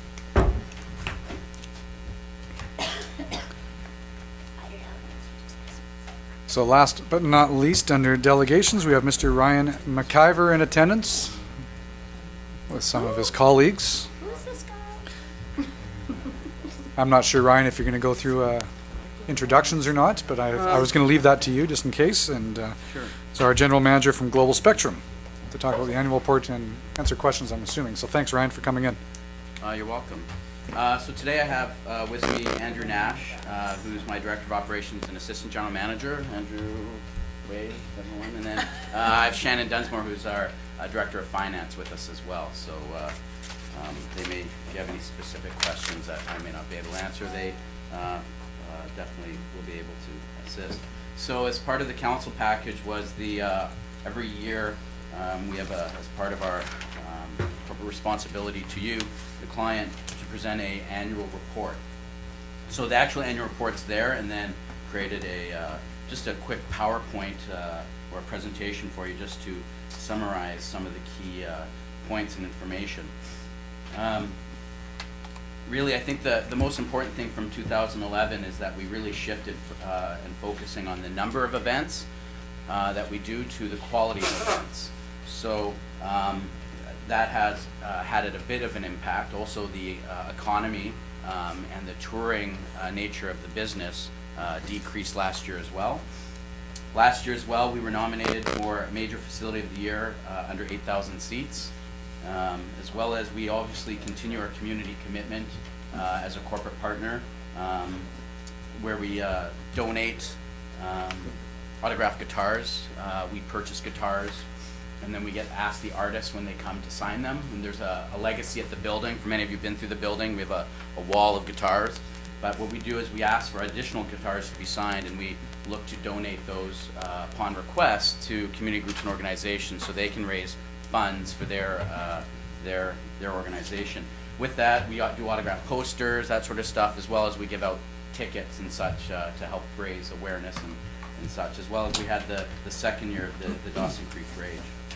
One of the things that was important for you as a new council was to have an understanding a bit of our business. And so with that was, with respect to the financials, was just some of the definitions, so you have an idea of the categories of how it's broken down for you. So I'm not going to necessarily get into definitions as that's provided for you, but when we look at the financial overview, overall, I think we did very well with respect to managing the number of events that we had, the attendance, etc. A lot of the attendance and the gross ticket revenue numbers, etc., all really directly related to the number of events that we have and the people who buy tickets, etc., to come through the building. They all sort of relate and correlate together. We had a great year. It really helped with the caliber of events that we did, and notably with the KISS concert. That really really helped in a number of ways. Last year we also had a lot of our events that we had were really sold very well. So, you know, whether it be a sold-out concert or 3,800 to 4,000 people through the building per sort of actual event. So we came under budget last year by $68,000, which is a really good news story for us. You know, it's taken 4 years to normalize those operations, considering over the past 4 years, every year has been a completely different operational model, from opening the building in a 6-month time frame where no one had really control because of the construction process, to a year with no main tenant and still working out all the bugs in the commissioning reports, to having a half a year of hockey, to having a full year of hockey, and then to 2012 where we'll have half a year. So it's been a very unique and dynamic situation to follow the trends when we've done every model. So going forward, we will definitely have data to compare based on any situation that comes forward. Just the comments again, just the shift and the focus from the quality of events, not to the quantity. So there was actually 13 events budgeted, and when we talk about that, we're really talking about concerts, and we really only had 8. So there's a big impact there when our budgeting process looks at, you know, whether we have a full house or half house concert in terms of the number of people and the dollars and the ancillaries and everything that spins off from that. Last year was the full edition of having 30 events. So last year we had 30 hockey games plus 2 exhibition games. So with that, that really had an impact on the number of events that go through. Some of the aspects that we like to talk about is the ticket orders. It's really important when we talk about ticket orders. This isn't the number of tickets, this is the number of orders. So one person may buy 6 tickets, okay? So this is a reflection of how many orders. So as you can see, it just breaks it out by BC, Alberta, and other. You know, BC leads the way, and we'll get into some of the comparisons. You know, the top 5 BC ticket orders, you know, Dawson Creek is the largest, followed by Fort St. John, but then there's this large other category. So all, you know, that ranges from, you know, communities, you know, as far away as the Lower Mainland to, you know, Progress to everything. So there's not enough to really, there's sort of the less than 3%. So we have a whole wide range of communities that are less than 3%, but they all sort of add up to the larger number of 13% there. But it's really interesting that, you know, Fort St. John and Charlie Lake, you know, really provide a large number of orders, ticket orders. Top 5 Alberta, really great to see that Grand Prairie provides such a large ticket order base for us. So that's a really good news story for us. So that's sort of a reflection of the 2011. You know, as we move forward, as we move into our fifth sort of year here, the information starts, you know, appears, and so it was really relevant timing for us to start, you know, using this data to show you some of the information. You know, in 08, 09, 10, 11, and 12, again, each one of those years there was a different operational model because of the needs and wants and the demands of the facility. Our attendance have been increasing year after year, and so that's been a good story. As we look to the historical numbers, it's just a graph representation for you with respect to the number of events and how it's climbing. So again, another good news story for us. Attendance numbers, you know, if we look at the trend line there, our attendance is growing. I think that overall the average is right. It shows that, you know, we are increasing business. We are driving those attendance numbers to get more people through the door, to showcase the products and services that the asset does offer. The operating budget, although there have been some spikes within it, right, as you can see, overall the trend line is for a decrease in the operational subsidy that's provided by the city of Dawson Creek. Total ticket orders. This was very fascinating to me when we did the charting of it, to see how the graphing and the trend lines look of the decrease in BC ticket orders, but the increase in Alberta. And I think it just speaks to the awareness of the venue, the events that we're bringing in, and we're attracting people outside of our community to come to Dawson Creek to see these events. And you know, that speaks to the vision at the time, and as it is today, right, of creating the event center, or the city of Dawson Creek as an events capital, right, and driving that economic development aspect to the community. So it's great to see how those trend lines and over the next couple of years, so hopefully that we'll continue to see that change as well. Just looking at some data there for you, just in terms of the percentages of the ticket orders with representing year over year. So we've seen some increases and decreases, but overall, you know, we're generally happy. We sort of see that general increase again, outside the Dawson Creek market, attracting more and more people out from the region to the community. And same with Alberta. Again, we're seeing an increase of ticket orders from Alberta, specifically Grande Prairie, you know, the Beaver Lodge area, and some stability within the Peace River and even the Sexsmith areas. There is a large other component in that Alberta side, because there's a lot of smaller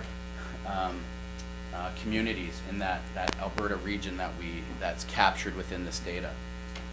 And again, it's really important to know that the information is captured through credit card purchase, which is the majority of how people buy their tickets and such. So we know where they live, because that's where their billing address is. Now, not necessarily that's not 100% true, but in most cases it's pretty accurate. You know, we talked about this you know, back in January. I think it was at end of January. I was here just to talk a very brief overview of the business for you.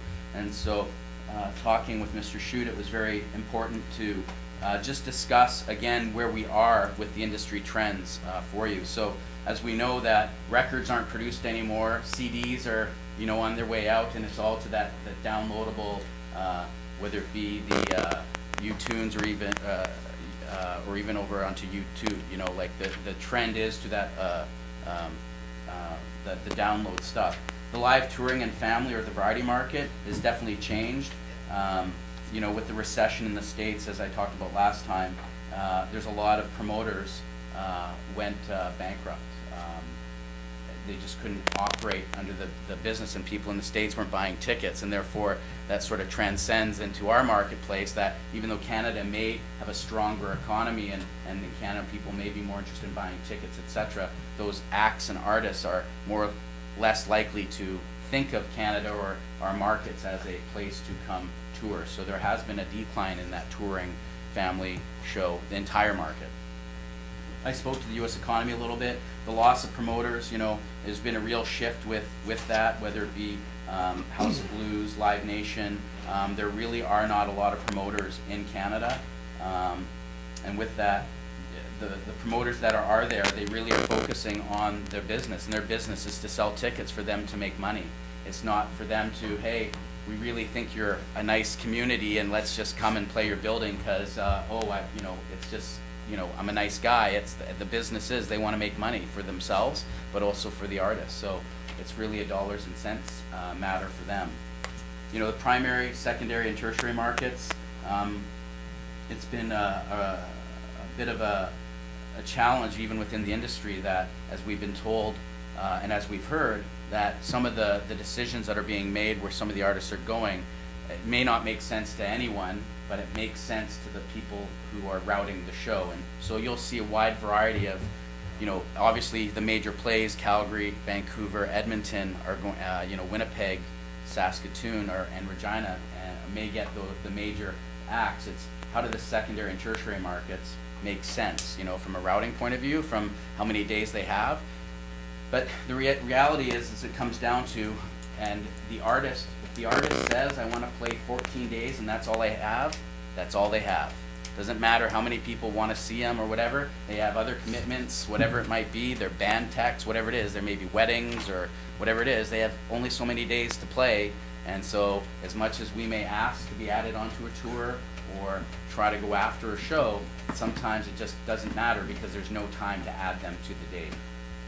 We talked a little bit about it, about the routing and and with that become geographical challenges. We are the furthest venue for people to come play. It's just a reality of where our location is. And so we really have to do our best to work with our partners and the other venues within to help route through. That really makes life easy, as we have, you know, other Global Spectrum buildings, you know, one in Penticton, Abbotsford, and then we use Everett, Washington, our building in Washington State there.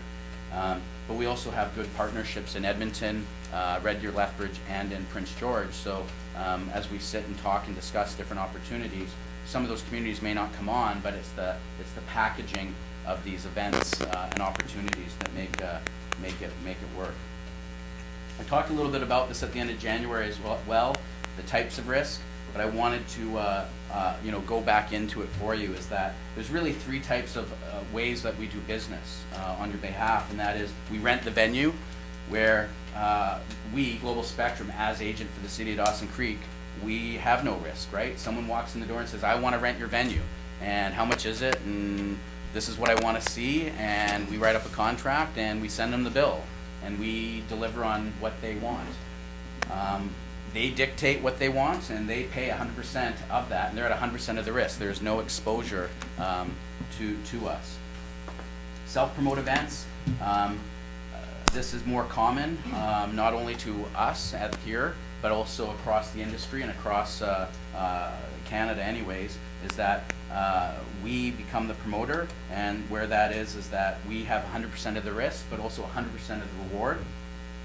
And with that, we, on numerous occasions, Global Spectrum Facility Management has, as agent for the City of Dawson Creek, has been promoter on a vast majority of the shows that have come through. And that's because there are no promoters within in our area, and or, you know, the promoters that are there are really working in those major markets. There's a trend, and we've been, you know, our market is taking, definitely getting a lot more attention with respect to this, and we will always look to co-promote, to share the risk. It's a shared risk, so there's a shared in the up and on the downside. So if a show doesn't go well, whatever that may mean, there's a risk. That means both partners are sharing an equal amount or different percentages, and so that deals can range from a 70-30, 60-40, 50-50 splits, but as those deals change, so does the venue deal, right? So it's not a solid number, and with that as well, we look to work as we promote these shows or co-promote these shows. We look to share some of our food and beverage and ancillary numbers. So as we try to grow the business and grow these promoters, we're looking to grow the business. Our business is to grow the business.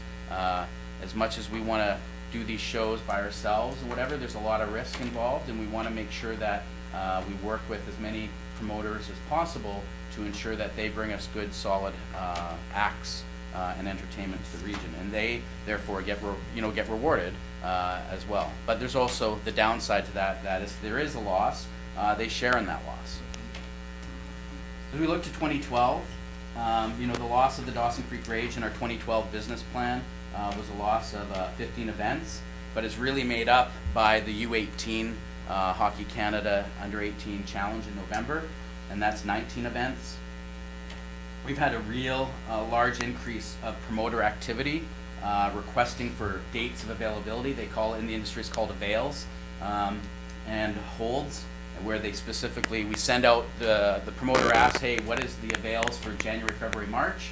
And we send them the holds that people already have in the building, first hold, second hold, third hold, and then they come back and say, I'd like these dates to be held for me, and we put it all in our event booking calendar, and it's just a matter of managing the calendar and the dark days to ensure that we don't have any dark days, right? That we're always looking to put something in the building.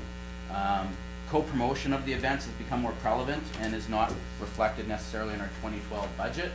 It's been a great and pleasant surprise that we have people wanting to do business with us and to partner, which is a good news story for us because it's we're sharing that risk. With the change of with the loss of the main tenant, you know, there has to be a shift and change for a future business plan, and you know, I know that we'll be having those conversations with some of the staff here at City Hall, but that may include more risk to assume, more aggressive with booking events, and/or a shorter ice season within the facility. You know, our plan for you, right, is to manage the expenses, and we're market driven. So we're going to do our best to maximize all the opportunities that come across our doorsteps. As well as in 2012, we're going to implement the venue operational review conducted by our corporate office. Clyde Matthews came in October and spent 5 days going through the venue and prepared a report, and I know that Duncan Redfern has a copy of that report, and I believe we'll be submitting a report to you at a later date at another council meeting. We presented in January, late January, our strategic priorities or our plan for the year, so we'll continue to move forward on that. And then with the loss of the Rage, you know, and the U18 events, you know, as we look forward to 2013, you will really see the full change of our event planning and structure. As right now we're sort of in that 2012 year where we, you know, the change is sort of happening. So the full results will come to in 2013. You know, what's really interesting as we look through it is starting to look at 2013 as our 5 years since the building's been open, which when you sit back and sort of think about that, it's gone by really quickly. So just starting to put the process in motion and thoughts and ideas about what does that look like, and celebrating those successes and those milestones. I guess to wrap up, It's your electric personality, right? It must be. To wrap up, I just, you know, it's really important as I sit here, right? We would not be as successful without the help of the city staff, Jim, Greg, Shelley, Barry, Duncan, Kevin, and Sean. They've really been helpful in moving and helping and assisting all different aspects within the venue, within their scope of work that they each of them provide. We couldn't do it without the staff that we have. Obviously, I have Shannon and Andrew here, but there's a much more committed staff back at the venue, from the full-time staff but to the part-time event staff as well. But also, and I always end with it, is the families. You know, our business is not a normal business.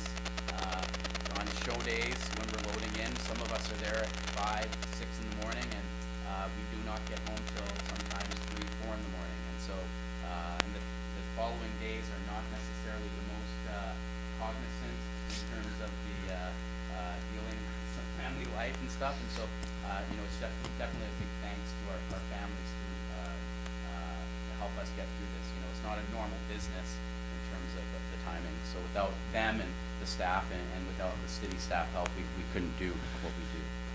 Good. Well, thanks, Ryan. Appreciate the updates. I know it's, for you, that was actually went pretty quick. Thank I know. you. It's just, well, I got the electric shock, right? So, quicker. First, I'll open up to the Florida Council then. Is there any questions? Councillor Schumann. Thanks, Ryan. Can you give me an example of the, as we're looking at the type of risks, so the co-promote events, like KISS, what was KISS? That was self-promote, so that was the city of Dawson Creek and Global were 100% at risk and receive 100% of the award. So an example of a co-promote event that we had? Johnny Reed was a co-promote? So everyone's different. It's all negotiated, basically. There's no cookie cutter or model or approach to anything that we do with this business. Yeah. Everything changes. Yeah, I just wondered if it was certain, like, so the gun show, that would have been them coming in and renting the venue. Cody Snyder was a rental. Cody Snyder was a Cody Schneider. So that's just, they just come in, they say how much to rent the facility for these amount of days, you give them a price, and they say, yeah, and away you go. They walk through the building, we talk about what happens within the event, so we have an understanding of their event, and then we listen to their dreams and aspirations of what it looks like, and then we're like, oh, we can do all of that, and this is what it looks like, and, you know, if we look to do a number of events, you know, year after year, then we give a bit of a break, because we're in the business of growing the business, right? We just don't want to do one-offs. That doesn't benefit any business, right? So we look to grow the business, right? We want to do a win-win scenario for the promoter and for the venue. Okay, any other, oh, you want to keep going, Councillor? Go ahead. Just one about the shorter ice season. So is the plan to have it open, like have ice in the wintertime for the sort of what we've had in the past, or is it just going to be put in later and out sooner? Right now, you know, we've had a very brief conversation with some of the city staff on that, and I know that I believe there's a report coming to council after, I think,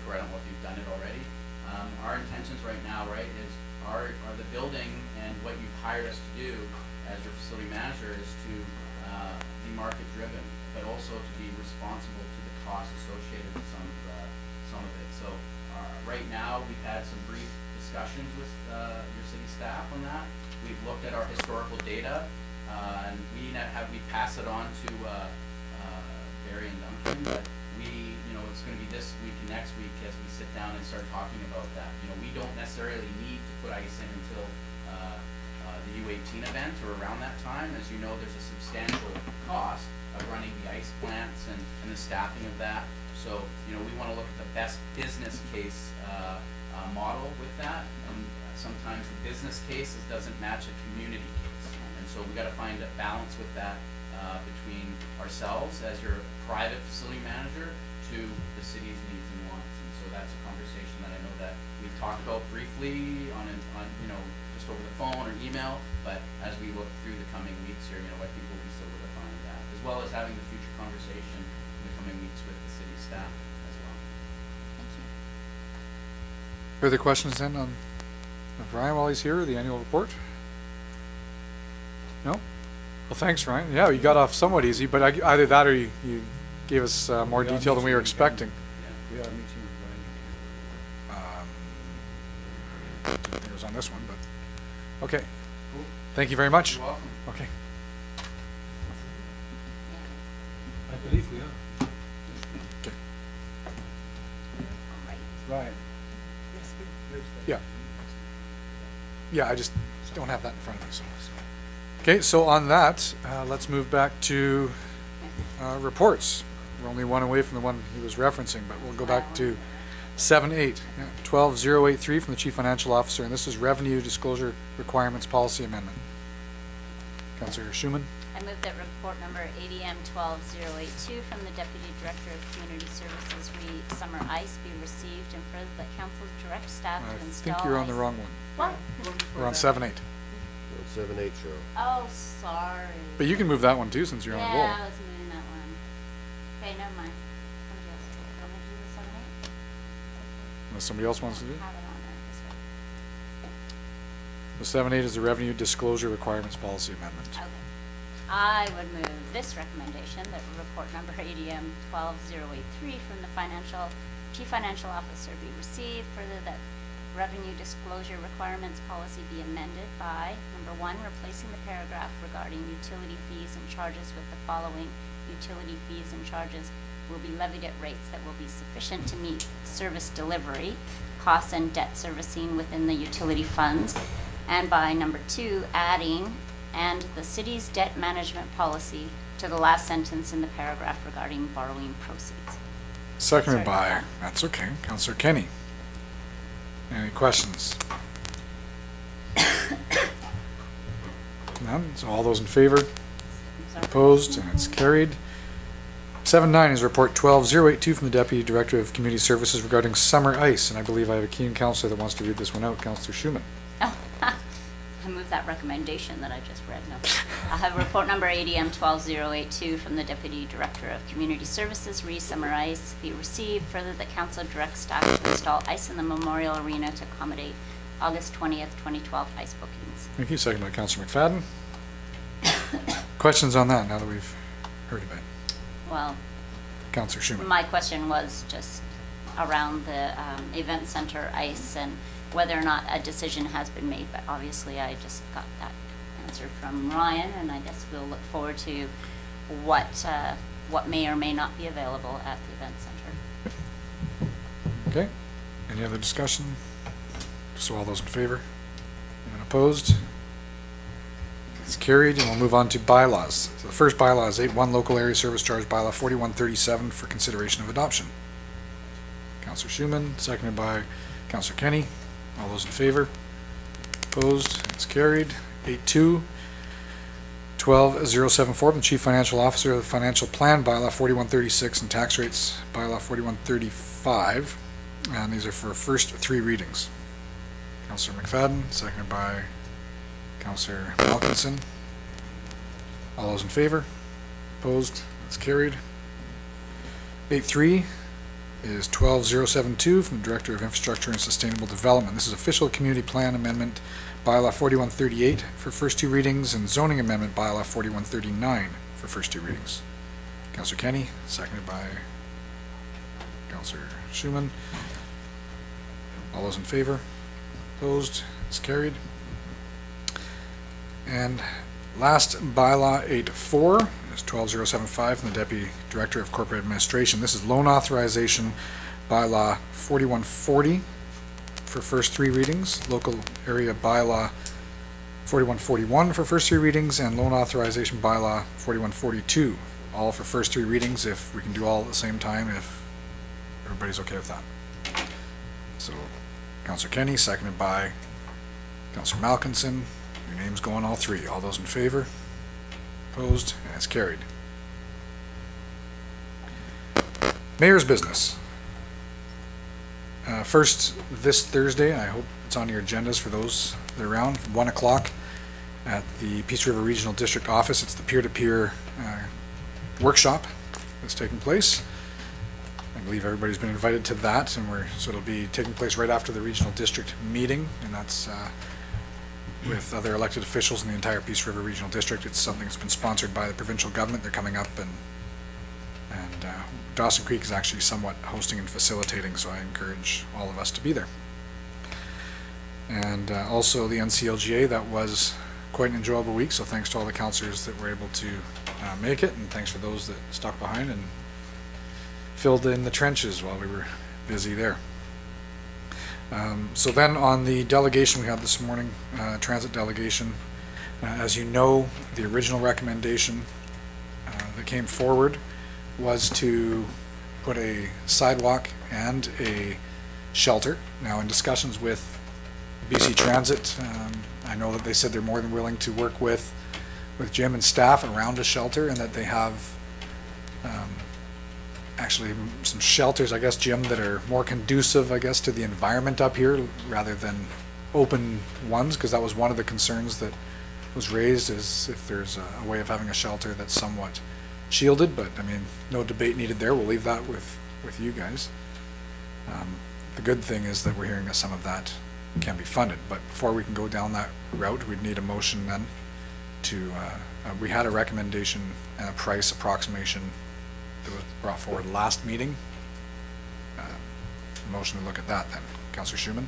So I would like to make a motion that we accept the recommendation from Transit that we do not move we do not go down the path of trying to move that bus stop, and that we build the sidewalk and put in the Shelter. The bus shelter. Does that cover it off enough for you, Jim? Would you like anything reading specific? The funding source should be specifically identified, and I don't know what wording Shelley would like on that. Shelley, what would you like?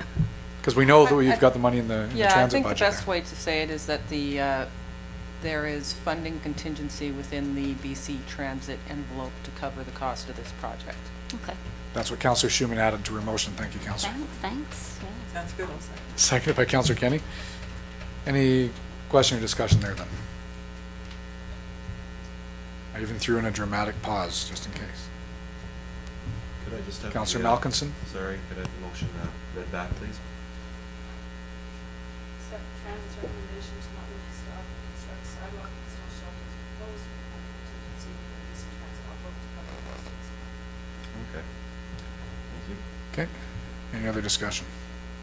Other than I appreciate this, because I think the sidewalk, regardless where the bus stop was, the sidewalk was something I thought that was always needed there anyway, because you watch everybody walking around the facility either on the grass or in the traffic. So this is something I think it's going to meet a couple of different objectives.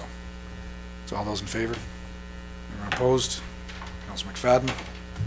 But it's carried. Thank you.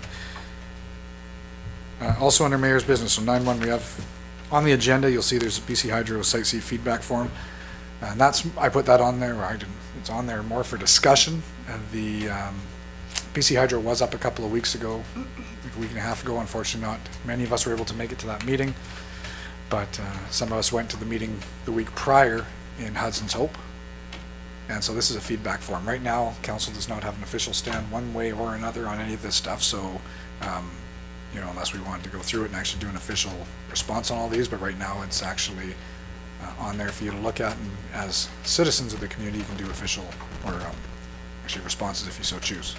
Councillor Schimmer? So at that consultation, they did ask if we would put forward one of these as a council, not coming out in favor or against, but to fill out the feedback form and submit it as the City of Dawson Creek type of thing, which is why I brought this to you to put under mayor's business, I guess. But, I mean, okay, Councillor I'm Kenny? happy to fill it out myself, but they were looking for a city response. They can look for one, but right now we don't have a stand on that we would give one. Councillor Kenny? I'm wondering if, based on some information that I heard, that maybe we should be making a stand of some sort. I understand that the City of Fort St. John has put forward their stand on Site C. Jim can correct me if I got this backwards. But that there are, they're looking at compensation of sorts from BC Hydro with that industry moving into their community. We've been discussing that for about 2 years now at the Peace River Regional District for the regional district as a whole. But this was the City of Fort St. John specifically. Possibly, Your Worship, Jim? my understanding is that they're engaged in a community process right now, at the end of which they will have positions on all of these matters. They will have requests for compensation or mitigation of what they consider to be direct effects. And they will also have requests for additional benefits that they think the community of Fort St. John should receive for hosting this facility, basically. And as I say, they're working through a public process right now in order to take those positions. Okay. Councillor Kenny, you want to keep going? And so we know that we're going to be impacted by Site C as well. We know it's going to affect our housing. It's going to affect our amenities. And so maybe we could include this in our economic terms of reference. But I think that we need to look at how we're going to be impacted as well and do the same thing as City of Fort St. John. Councillor Parzo? Yeah, I was thinking the same thing. I'd heard about what was going on in Fort St. John, and I think it's true. Hudson's Hope, maybe they're not taking necessarily a position for or against Site C, but if it happens, then we expect this mitigation, and I think we should get in. And I like the fact that they're doing it on a community basis. They're inviting the community, and we should make sure that we're not found one. We haven't slipped by the wayside on this, that we get in there as well, and as has been stated, we will be impacted by this, and we should formulate some forms of mitigation, compensation, enhancements that we expect as a result of it. But I think in consultation with the community. So Jim, can I ask, original discussions about 2 years ago where that we brought this to the regional district. We had, I remember Liz Stone Young, and because there was some of the discussion, do we partner or look at the fair share model? Do we look at something different? Do we try to attach them together? There was some discussion around that, and I thought, I'm just wondering if you know anything, if anything came out of that, because with the CAOs. Through your worship, they're actually different things. Yes. The under the Utilities Act, if there are direct effects on a community or on a First Nation or on a particular property owner from a utilities project, that community, First Nation, or property owner is entitled to request, to demonstrate those effects and to ask for the constructor, in this case BC Hydro, to either mitigate or compensate for those direct effects. That was never on the table at the regional district because that's very localized. That would be something that each community, First Nation, or property owner would have to look at themselves. In addition to that, the International Congress on Dams has standards about additional benefits. And that standard basically says every community, every First Nation, every individual property owner should be left better off after the dam than before. And so there is room within that standard, which, by the way, BC Hydro has not adopted, but might be convinced to. There is room within that standard for communities to provide additional benefits. So how that would work is, this road is going to be chewed up because of dam construction. We need it upgraded and potentially replaced after the dam construction is over. During the course of the dam construction, we're going to need X number of policemen, and we want them paid for. That's mitigation of direct effect. But in addition to that, we would like a community playground, new ball diamonds, something like that. That would be an additional benefit. Those two kinds of things are in the hands of each municipality. Over and above that, the regional district has asked that a thought be given and a report generated regarding some kind of legacy project that would benefit the entire region, wouldn't be location specific. And of course, models like the Columbia Basin Trust have been looked at. So that work is ongoing towards a legacy project. Okay. It hasn't been brought forward to the regional district yet, because as you can appreciate, it's hard at the table to separate items that might be direct mitigation or community-specific additional benefit from a legacy benefit. And so a community like Hudson Hope that is going to have the protection berms around their community significantly increased because of the new proposed facility.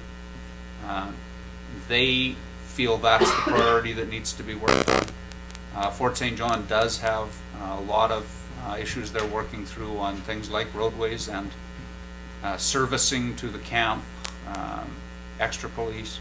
They're working through all of that. It diminishes their enthusiasm when they're looking at those items to devote much time to looking at the overall legacy project. But the work is percolating along, and BC Hydro is fully expecting both the locally specific mitigation requests and the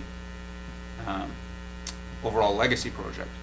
Council had authorized my participation in a CAO group looking at that legacy project. However, Council has there was a strategic priority proposed around determining the direct impact to us of Site C and asking for mitigation or additional community benefit. But it didn't make the cut on strategic planning, whereas it did in Fort St. John. So budgets were put aside for it in Fort St. John. They were not in Dawson Creek. It was not one of your priorities coming out of strategic planning. If it was going to be placed on the table now, it's going to have to come at the cost of something that's already on the table as a strategic priority. And in terms of cost, I don't know what the cost is. We would have to develop some figures for you. And that wouldn't be internal, more than likely consultants like Fort St. John. They're getting, I'm assuming, professional expertise to help. In addition to which, public consultation itself, there would have to be some money set aside for public meetings and that sort of thing. I don't know what that is because we haven't looked at it. Yeah, thanks. Okay. Thanks. So any further discussion? Right now, unless there's a motion differently, this should be individuals filling this out. I know they wanted us to have a council stand, but I really struggle on this questionnaire telling BC Hydro my thoughts of what they should do with the site in Fort St. John. I almost feel that's stepping on Fort St. John's toes personally. This is Fort St. John's property. They should be the ones. What grounds do we have to say this is which side of the property the access should come from? Things like that. For me, it would be like the city of Dawson Creek has no comment with regards to how the city of Fort St. John deals with Avenue 85. More than likely, yeah. It's fine. I can fill it out individually. Okay. So the next one, 9.2. Sorry, Mayor, Councillor Parsel. This question of mitigation and stuff, I suggest it requires a decision of council. Are we going to engage in a process whereby we consult? We can bring this to the next meeting if you like, but I do think we need to resolve it as council. The impact of Site C, there will be impacts here. I'm speculating, but I'm pretty confident there will be, given the workforce. Oh, And agree. we need to be proactive, I think, in that, whether it's our highways, policing, social structure, you name it, housing. It will certainly impact maybe Fort St. John a little more, but it will impact us significantly. So maybe that can be something we can think about, and be, if it's permissible, to have it on our next agenda. I mean, you can ask for anything on the agenda, it's just asking what, like why you, I mean, maybe I could suggest you think about that. Really a costing, I'm suggesting that staff need to cost what it would, if we had a full community consultation and lead into a report about mitigation and compensation, what would it cost, and with a recommendation from staff? Sure.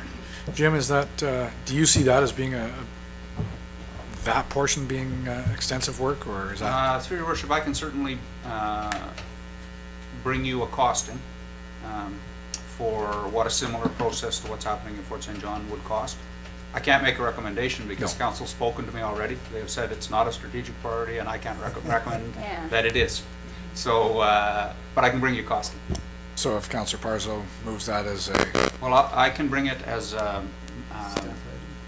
I can bring it as matters or a business arising from the minutes. The next meeting, I'll bring you that ballpark costing. Okay. Just so you have an idea? Okay. Okay, perfect. Councillor Yeah, Schumann, no, sorry? my concern was just that it did not make our strategic priority chart, and, you know, we have these conversations about you bringing something in, you gotta get rid of something, so I'm really not in favor of, you know, deciding at this point to make it a priority. Well, it'll be an easy one anyway, because it's going to come forward with some costing, but we don't have anything that's allotted in the 2012 budget, so this is going to be for information only at this point anyway. I'm fine with that. That's my assumption. As long as it's not going to be a lot of work for staff. No, that's why I asked Jim, so, yeah. Councillor Kenny? Site C hasn't even been decided upon anyway, so, you know, we could actually review this in January at our next strategic priorities. But it would be interesting, I agree with Councillor Pars, it would be interesting at least to have a ballpark. If Jim, if it doesn't take too much work to find out approximately what Fort St. John is spending, then it gives us an idea. I'm assuming you probably just find it in their budget. Oh, I'm pretty sure Diane will answer me if I ask her, so I'll ask her. Okay, thanks. Just one further comment. Sure, Councillor Parzo. Staff person at the two meetings I went to with for elected official, the second one strongly recommended not to bring forward mitigation stuff because other communities were. Yes. Thanks. So 9.2 is discussion regarding the committee of the whole process. Last meeting I asked to have this put on here. For now, I didn't know if I was going to put a specific motion forward because I wanted to have it more discussion from a council perspective.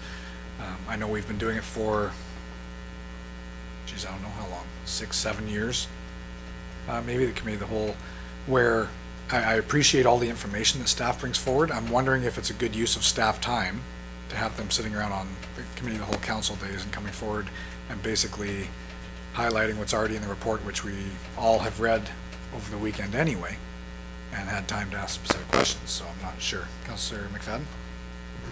I think it's a very valuable exercise, Your Worship, although I think it's in the presentation. It's kind of the same as we used to make motions to approve things. The public out there comes in, and often some of the directors will say, well, you have my report, do you have any questions? And we do, and we don't. But that doesn't help the public out there that's watching the police chief or the fire chief have a better understanding of what they're doing. So I think we need to keep it up, but maybe they should be prepared, and we should be prepared to ask more questions about their report so the public knows what the city directors are doing, especially the fire chief and the police chief. Yeah, no, and I agree. It's just to this point, aside from trying to force out questions, you know, that's one of the issues. You know, questions only come out if there's something really pertinent to that time, and that was kind of my thought as well, because the people watching or the people on the news, unless you actually sit down over the weekend and read through the report like we did, you're not getting anything out of that. So, Councillor Schumann. Yeah, I appreciate the process also. I appreciate having the reports, and I appreciate having staff there so that when we do have the questions, we can ask the questions of them. And yeah, some months there's not a whole lot of questions. Other months, you know, we've got Kevin or Sean sitting there for, you know, half an hour answering questions. So, yeah, I agree. Some days there's not very many, but I appreciate this process, and I would like to keep it this way. Okay. Anybody else? I concur. Okay, just one, and that's why I put it out there. It's just so something from a council perspective. You know, we just want to make sure we're utilizing staff time appropriately. This is why I put this forward, just to make sure that we're all aware of it. Yeah, like once a month Yeah, for exactly. An a hour. morning. I'm thinking they can handle it. Yeah, it's more of the reports I appreciate. It's just if there's no questions, it's a little redundant. That's what I was thinking. So, so we move into diary. Jim. I'll just kick that over to Greg, Your Worship. Thank you, Your Worship. I'm hoping that this is a momentous presentation because I'm going to say something that I hope I never have to repeat again, and that is that the last of the hazardous materials is finally gone. The mold removal in the interior stairwell was completed in the last 2 weeks. Thank goodness for that, and I hope we have no more of those come back. Most of the focus on the building has shifted to the basement, where the steel stud work for the interior partitions is about 80% done. It's complete everywhere else. They're also doing rough-in electrical and plumbing downstairs in the basement, and the building is ready for drywall. People driving by last week may have seen them loading the drywall into the building. There are still some data cable lines that need to be put in, and once they're in, then we'll get to it, and maybe by next week we can report that we're like 70%, or next council meeting, 70 to 80% complete on drywall. On the main floor, the Q decking on the stage structure is in. So you can now get a really good look at the stage and start to visualize what the multi-purpose hall is going to be like, and it's looking really good. I'm thinking of those 150 ballet students, being able to do some performances on that. I think it'll be quite nice. We finally finished the ceiling area above the grand staircase. We had to build a scaffold right up to the underside of the ceiling in order to do all the lead lock, but that is done. And we're putting the sprinkler lines in that same area right now. So things are progressing quite well on that. We are about, if the reports back to us are accurate, about 58% complete. The reclaimed water plant is not such a happy story this time around. I had promised all kinds of great stuff at the last meeting because commissioning was due to get underway, and we were supposed to be able to deliver water on May 4th. That did not happen. There was a number of deficiencies that were uncovered, had to be worked on. That set us back at least a couple of weeks, probably more than 2 weeks, to be able to produce water. One of the worst things that happened is one of the pumps just did not function. And nobody seems to know why, so it had to be pulled out, put on a truck, and sent back to Coquitlam, where it came from, for testing and repair work, because it's not the kind of thing that they have on the shelves and can easily be replaced. So that's really bad. That was no fun at all. But in the meantime, we are continuing work on the building and on the landscaping. Cladding has begun. Windows are due to be started on this week as well.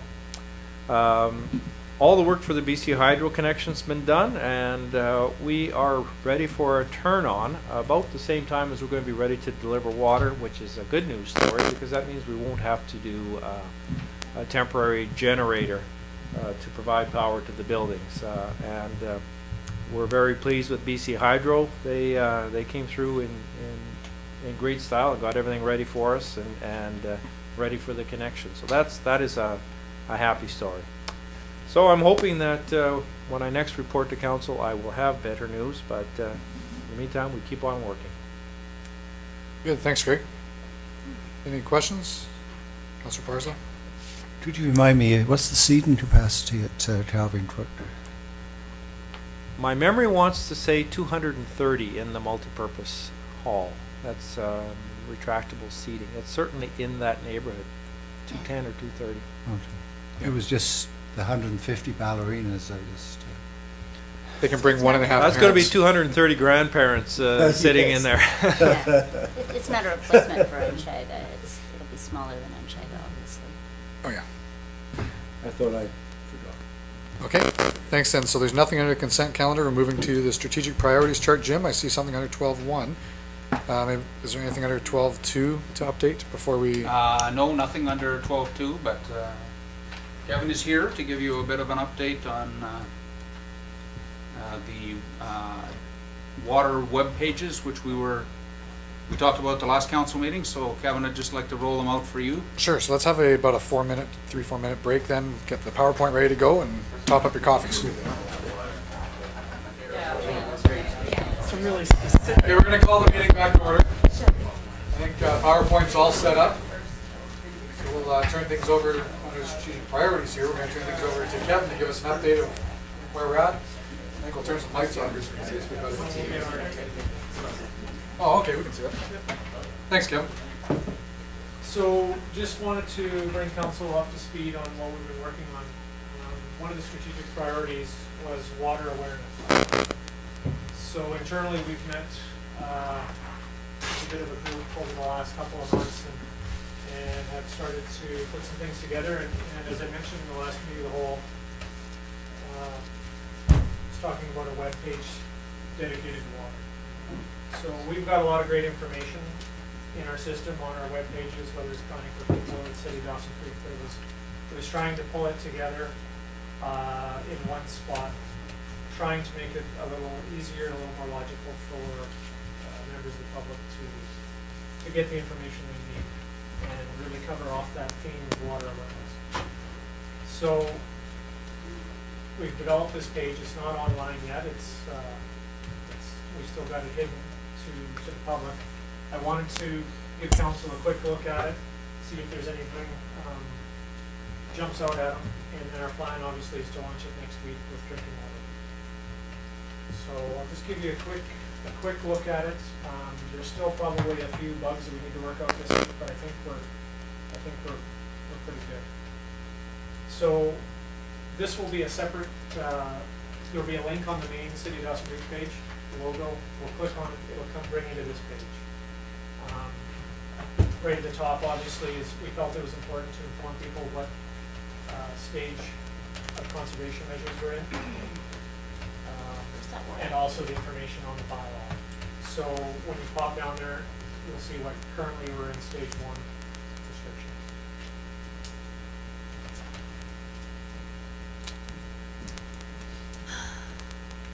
Then we wanted to have a bit of a banner of any current activities in the current water news and events, whether it's Drinking Water Week, as you see, coloring contests, anything that's coming up, you'll be able to get information on those news and events in that area. We really wanted to try and focus on four themes for water and keep it simple as far as when you're on the page, what it is. So obviously, as you can see, being know about your watershed stewardship, which will take you to areas that Reg works on. Anything you want to know about that aspect of water treatment will be a link that has information on flows, schematics of the treatment plant, information on that technical side. Water conservation will be really a lot of the information that's on Planning for People website and conservation. Water utilities will be an area that you can go and get information on your water bill, water rates. We're trying to, like I say, keep it as simple as possible, but provide as much information as we can. We've got some quick links off to the side that we feel, at least initially, will be ones that people will visit most often. Water tips. This is a new tip that pops up every time the page refreshes. So we've tried to compile a whole bunch of different water tips. So every time you come back, it should be really different.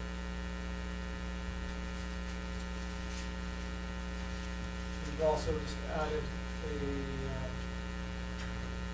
the request of council, just a little bit of some language on the water rates and coming 2013 increase, a little bit of plain language there, but also we see up at the main bar where we have news and events would be another area that we would have something that would jump out at you as far as information coming forward on water rates, or any changes coming forward. We've included on here things such as a rate calculator that you can go to.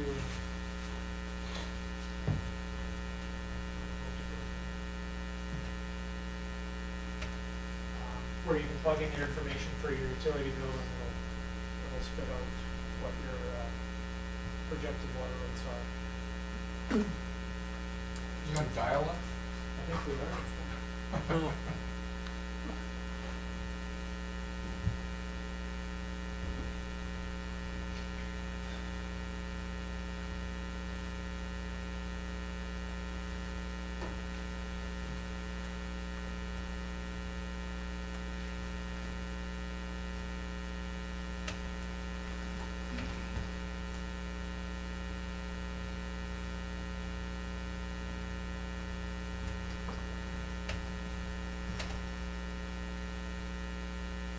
Go to utilities page, for instance, their department's put together some information on utility bills where you can ask questions as far as billing periods, and you can get down to your rates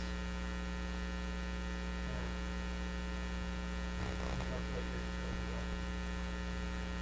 So, as I said, work in progress, but we think we're at a spot where we've got a really good start, and obviously, as most web pages are, they really are kind of fluid, and you add as you go and whatnot. But I wanted to give council kind of the first look, and I can certainly give you the address to go to and take a look at it. It's just, you can't find it unless you know the address at this point in time. But it's certainly give you a bit of insight. And like I said, our plan is Monday to launch it live with the link off the main page. So I don't want to take up too much of your time, but if there's any questions that you have, please. Good. Thanks, Kevin. Councilor Parsons. Question, do you have a place there where we can see the profit for the sale of commercial water? I would kick that over to Shelley, as that's a financial question. Well, our plan is, just before that, is we'll have plans to have flows on there, so you can see what flow is coming out of the plant, or say how much we produced each day or during the month, some trending. Will there be sales by month, Sorry. profit by month? I didn't hear the question. I'm talking Sorry, about Councillor? commercial sales of water. Do we have any data on it? I'm just wondering if it's on the website. Not right now. Is it going to be It can be. by month? Right now, it's released in the committee of the whole report. Yeah. So it could be put on. Yeah, we can get some summary data. The thing is that, you know, how we bill is different than how it flows.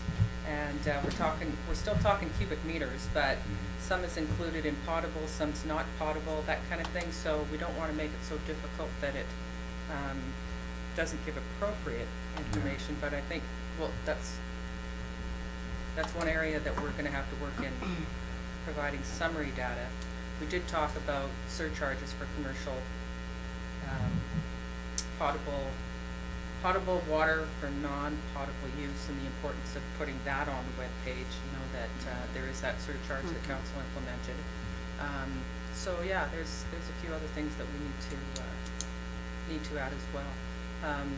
When the finance staff put the utility part together, it was based on what they get calls on the most, what's most important to the residents that are phoning in at the time, and that's where we started. And then we basically, the little piece at the bottom on the plan, keeping it simple, but this is why we're increasing our rates, and then, yeah, we can certainly put some data up there. Councilor Schumann? Yeah, so thank you for this. I know I'm probably one of the ones that was, you know, querying you guys all the time about this type of stuff. My one thing is, Ian, you've heard this from me before, I really wish we didn't have to call it restrictions. It's such a negative sort of word, and And for myself, whenever I'm talking about our water conservation measures, I don't call them water restrictions. I call them water conservation measures, and it it's I just don't like that word. Especially because it's our conservation bylaw, and Now, once we get to stage 2. well, or to me, stage 4 is when we should be saying restrictions. Like, to me, that's the word we could use then, but up until then, to me, it's. You're absolutely right, and we should have kept in theme with our bylaw, which is water conservation measures. So we can change that. Yeah, thank you. And otherwise, it's fabulous. Thank you. Any other questions on that? I will, I'll distribute that out, just if you want to take a look at your elections, see if there's any questions that come up, get a hold of me. Yeah, Okay. it's great. Terrific. Thanks, Kevin. Good stuff.